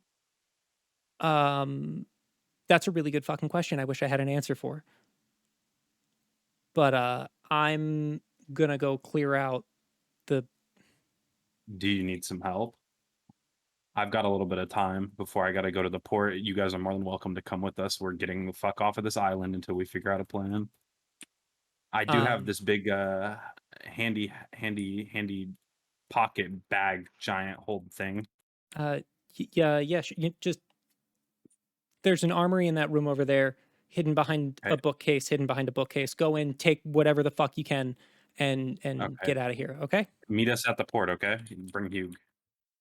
We'll figure Yeah. this shit out. All right, I go do that. You go do that. You put as many things into the handy haversack as you can. Okay. Kashel, you catch up with Arsen and Kavara. We're just gonna go because even if the journal is On. there, I have a way to get it later. It's fine. Let's just go. Thought it would be an easy grab. I didn't think they'd be there already. You all run towards the port. Mitt, you grabbed as many things as you could, given the very real time Anything that constraints. looked, yeah, Mitt would have grabbed anything that looked useful or like particularly incriminating. Yeah, you throw books into the bag. Yeah. None of the stuff in here is magical. It's all like generic equipment, but like you throw in armor and like weapons, arrows, bows, shit like that. Gotcha. You run to the port. I'm still maintaining some level of like stealth and caution. I wouldn't, like I said, not really one for grand entrances given the situation. So in order to make it to the port, you do have to go over across through the streets. Yeah, I would just scout it. Like I'm not gonna walk right in front of a fucking Gundam walking around. Yes, but Gundam. Like I would wait till they're like not in the area. But yeah, I understand what you're saying, and I just want you to understand that it would proceed with some level of caution. Like if there's 3 standing out in the middle, he'll probably wait till they move. Yeah, give me an insight check. Gotcha. 24. You as you sort of like leave the bar and start to run, as like quietly as you can with as much cover as you're able to get to the docks. You notice that you are being followed by one of these golems. I see. I'm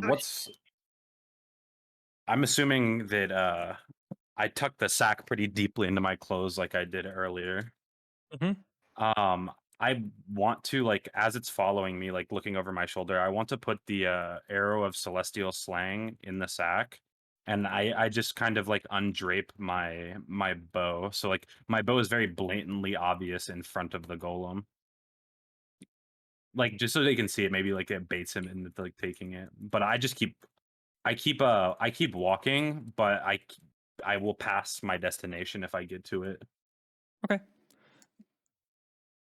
Give me a dexterity save. Sure.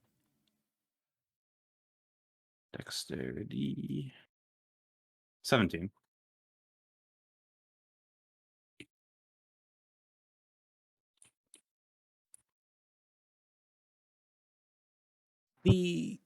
As you are running, the golem manages to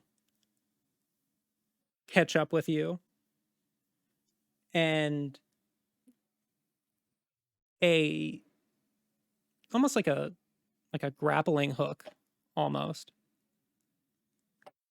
catches you by your it catches part of your leg and some of your cloak.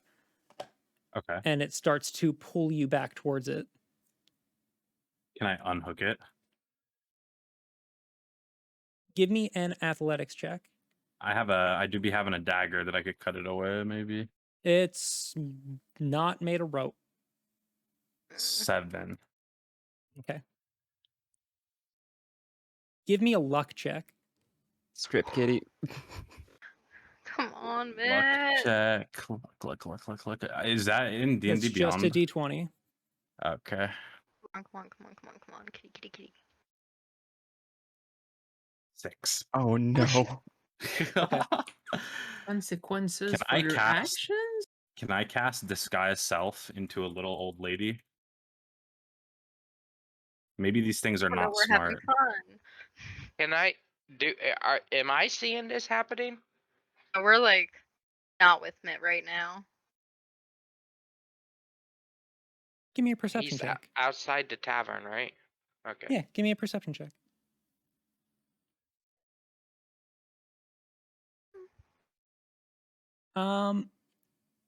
You hear the sound of this like metal like just metal slam into stone, and you turn to look and you see in the distance someone who you can like only assume is Mitt being pulled by this golem. Right. I have not had my weapon drawn this whole entire time, right? So That's correct. that's what I'm not being chased for some reason. Myself that I know of. Can I do an insight? Jeez. I'm trying to figure out how much attention I would get if I pull out a very magical axe. I mean, I would rather. No, I'm gonna run away from the group. I would try to just get Mitt rather than. I can't. Yeah, honestly, I I just can take only my pants distract him. off. Fuck Yeah, it. Mitt's There we All go. right, yeah. That works. You take off your pants and your cloak. You're running around like fucking Donald Yeah, Duck. I want to. Do I have cover anywhere near me that I could like break line of sight with this thing? I do got that feline agility. have an extra cloak. I you'll kind of be be fine. quick. I didn't take off my cloak. I just took off the pants. That's what it got caught. I keep all my goodies in my cloak. Well, like, Taking that off. it grabbed you by the leg and like the end of your cloak with the hook. My cloak goes to my waist, man. What are you doing? Okay. We need some continuity here. I'm not wearing like a hero's cape. You look around and with your 15 passive perception, the only place that you can see where you would get any sort of cover is if you jumped off the wharf into the ocean. Fuck it. We ball. All right. You disrobe, full dash, jump into the water. Dustrod, you see this. Yes. And you see the golem begin to like move after him. How far away is he?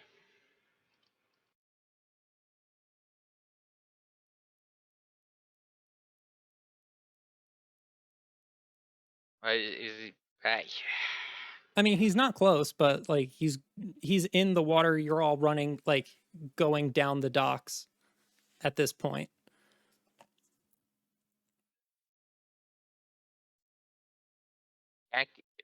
Cast a minor illusion. No, that won't work. Can I roll a investigation check to see if I see any predatorial fish in the water? Or schools of fish that I can speak with and have them attack the golem if said golem gets in the water? That's really funny. Where's Nemo and his boys at? Hey, yo, Nemo. Hey, yo, Nemo. Nemo, come on, help me out. Be a G. Yeah, do they got some creatures in here lurking? Can I cast minor illusion using the Lord's voice to issue a command? Because I did hear the Lord's voice. Just a sound. For more than a minute, we did have a whole conversation, even if it wasn't in English. Well, in common. I disguise self to look like Urguet. You notice it's just one word. You notice a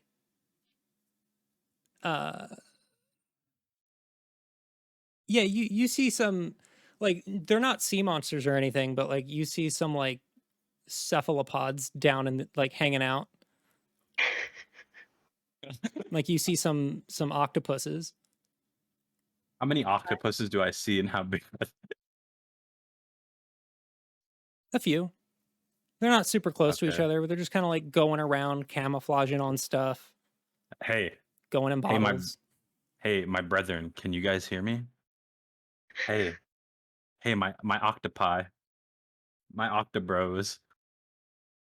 Right. So you cast speak with animals to talk to these octopuses. And one of them's like, "Yeah, man, what's up? Hey, man. What's going on?" Hey, man. There's these giant crazy monsters that might jump into the ocean and look for me. Do you have your boys here? Can you guys spam a bunch of ink around the water around this little area so I can have some cover and get the fuck out of here, bro? I promise you, I'll bring you some food later. You know what? Actually, I got rations right here. I'll just toss it. I Yeah, want some food. You got me, bro? I dab Cletus, up his little octopus tentacle. let's help this boy out. I ain't never seen no catfish that look like this before. And you Yeah, see and I'm another one get like kind of like wiggles over to you, and he's like, "What seems to be the problem here?" Listen, there's a bunch of monsters out here. I just told your boy here, Cletus. I'll give you guys some food if you guys just get as much of your that good that ink and shroud the water with fucking your ink of doom, just so this thing can't see me or follow me. I need some cover. You help me. You scratch my back. I'll be back to scratch yours. Of course, yes, sure. We can go inky. Why not? Oh, you're gonna go inky on him? Okay, let's get it. I like you guys. Might have to come hang out down here more often. Dustrad, Hey. you cast minor illusion, mimicking Urguet's voice, and notice that they don't react to it. They do not react to it. Interesting. Okay. You see as one of the golem that attempted to capture you before Mhm. shoots the grappling hook back into the water and misses. And you Nice. see as these two octopuses grab onto the chain that the hook is attached to as they get pulled up. Ink 'em up, brothers. Ink 'em up, brothers. I'll avenge you. And that's right, you see the strangest thing as I love this so much. two octopuses just begin to like crawl around this golem's face and like just Ink it. shoot ink all over it and like climb inside every like crevice that they can find and start like fucking around inside it. You've created octopus golem. Yeah, just you can leave. Can they them. pilot it like a It's fine. Titan? Like, can they find a piloting spot like a Titan? Anything interesting in there, Cletus?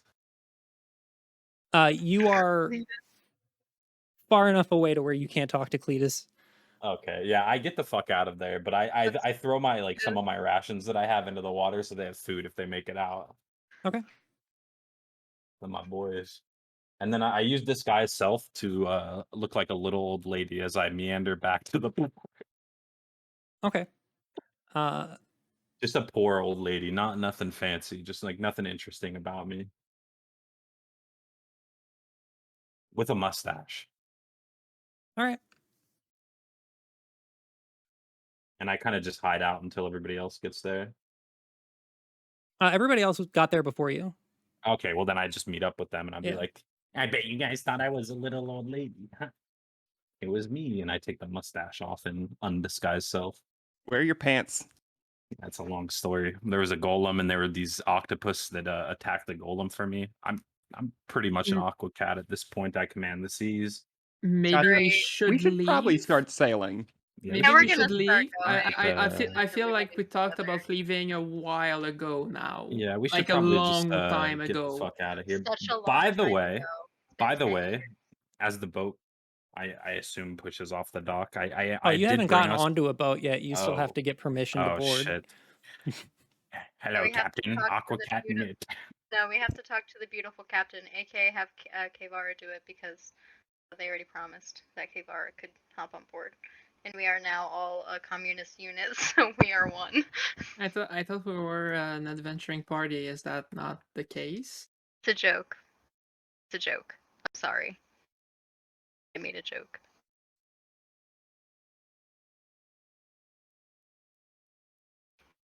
Oh, yeah. So we're gonna get on the ship? Yeah, so you approach Alisaria, who is at on the docks but not at a boat. Gotcha. I'm still just kind of obviously shaken up. My hands are still super clenched. There's blood dripping off of them at this point. And I kind of just look at her and just motion towards the boat. Could we just get the fuck on, please? Oh, this isn't my boat. We're over at the Roxy Watch. It's yours now. Look, I might be a pirate, but I'm not going to steal a boat. We don't Come have on. time. We gotta go. Listen, Is there a way we young could get man. over to Roxy without getting caught? Apparently, we do have time, considering how long you took. She holds her hand up and she's like, shh. Young man, I'm going to request that you not speak to me like that again, okay? Now. Do you have magic items? If yes, they're gonna get taken. Oh, please, I'm not worried about these fucking golems. She turns around and she's like, First mate, let's go. And you see as a greater invisibility spell drops, and there is this 8'6" hulking blue dragonborn standing behind her. Beautiful. My nose starts bleeding too. No, I'm just kidding. Yeah, no, Arsen just pull up. She's like, Clodul, I mean, he's everybody, Clodul, can you get us to the boat? And he's like, he nods and casts teleportation, and you all disappear. I know I was told That was that, but let's beautiful. just pretend that my brain was my character brain was too fucked up at that point. Yeah, sorry, this really tall giant dragonborn just walked by. Super pretty. You all are now in Roxy Watch. Lighthouse up against the cliffs, and at the bottom of the cliffs is Alisaria's pirate ship. Thanks. I've always wanted to swab the poop deck. Arsen can't swim, so he's torn about being on the ocean, but he's also happy about not being dead, so yeah.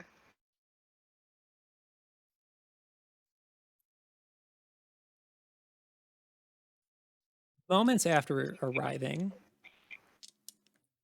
you hear a deafening explosion coming from the city. Oh no. Yeah, so I know what that was. There's no reason. Yeah, explain. so you guys remember our good pal Jack from Yes. the Yeah. Of course. Yeah. So when I was on the roof scouting things out, Jack actually found me on the roof, and shit. He's good. yeah, he's a nice guy, real swell guy, and I'll leave it at that. But me and Jack both had this, we had this feeling that today would shape up like this. Makes sense. And so we put some measures in place to ensure that there was a massive distraction so people could flee if shit did hit the theoretical fan. Now shit didn't hit the theoretical fan, it hit the real fan. The big Roblox guys running around. Mhm. But Yeah. anyways, that was Jack. He just set off a very loud bang to mimic a bomb in the city. Okay. At least that is what we planned. I don't know what happened past then, but yeah, that was probably Jack. I mean, at this point, Jack is it probably could be fine. anything. He's probably. I mean, he found me. Yeah, Pretty hard that's to find. fucking. We should probably just get out of here. Also, did I spot the golems going after magic items? Or did I miss Insight that? check. Speaking check. of I'm really bad at that. Speaking of things I did because I'm better Or prepared than you we can, guys. if you'd rather, we Six. can do investigation. Oh, investigation. I guess I should have asked that. Would I have been followed by one? I literally. That's a 24 investigation. Yeah. Lena, you were able to clock relatively quickly that they were confiscating magic items. Kevara, none of them paid any attention to your book. Oh, cool. Very interesting. They Was also it? Was I able to pass next to golems without attracting their attention? Yes. All right. That's good to know. Anywho, before we get all Yes. carried away, as I am the most prepared and Where are your pants? number one draft pick, outstanding member of this group, I did get all of your weapons from the guild hall before I left. The sword too? I've got everything in my pack here. Thank Nice. you. I grabbed all the weapons that we left. And I start Sorry about tossing them your out pants. like I'm Oprah with a throwing like, you get a You car get a and you weapon. get a car. I also I stopped at the tavern before I came to the ports, and I was able to help Hugh's wife clear out some of that. So we have a bunch of things that we can go through here as well.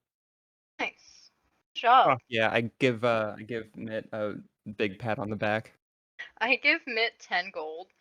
You actually, it's 50 gold each for all of your weapons back. And I Could mean, not even give No. this to you. Shut the fuck up, Mitt, and take this, and I'm sorry about your pants. I cast Arrow of Celestial Slang. No, I'm just Shut up!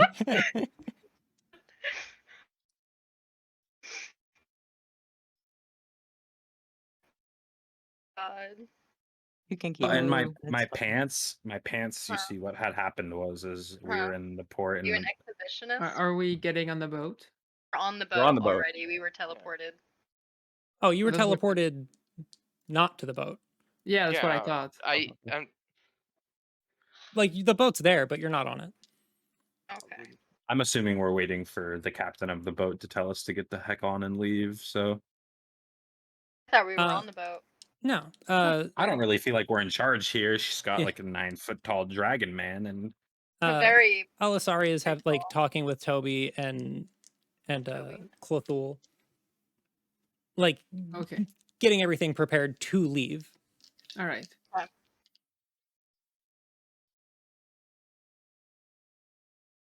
Damn.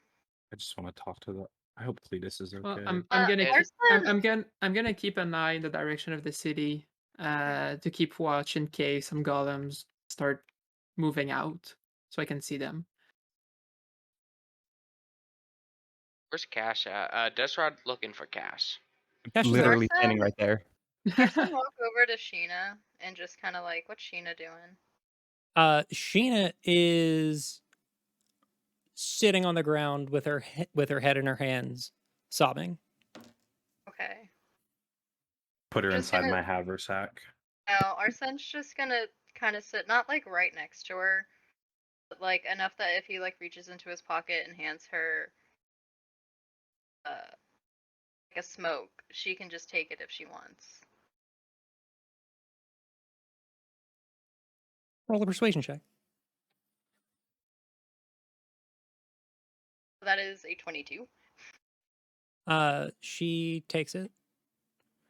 He uses his little burn on hands, and he just like takes the two, like he just pinches his fingers over the end of the tip. Lights it.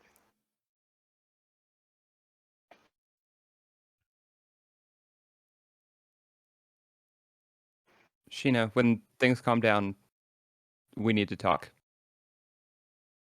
Give her some time. Sometime.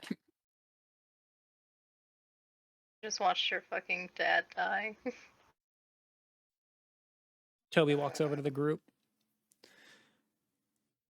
So, I hear things didn't go very well. Toby. That's one way to put it. You are so Yeah. observant, Toby. Thank love you. I try. So it's gonna be about 45 minutes before we're ready to set off. Okay. I assume that you're all coming with. Yes. Thank you, Okay. Toby. That's the plan. All right. Toby, you've been a real help. Well, I do try. Do you want a tip? No, thank you. I do appreciate it, but Okay.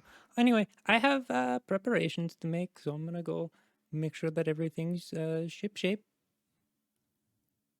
Get Okay. it? Ship shape, like there's a Eh, pirate ship. Right? Toby, you're funny, man. He points at you and he's like, "Thank you. I Eh. try."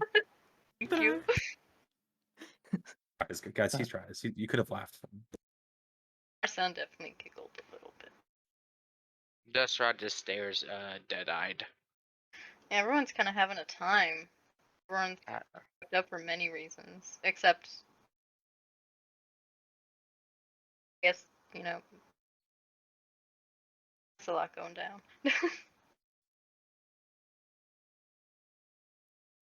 That's where we'll end for the week.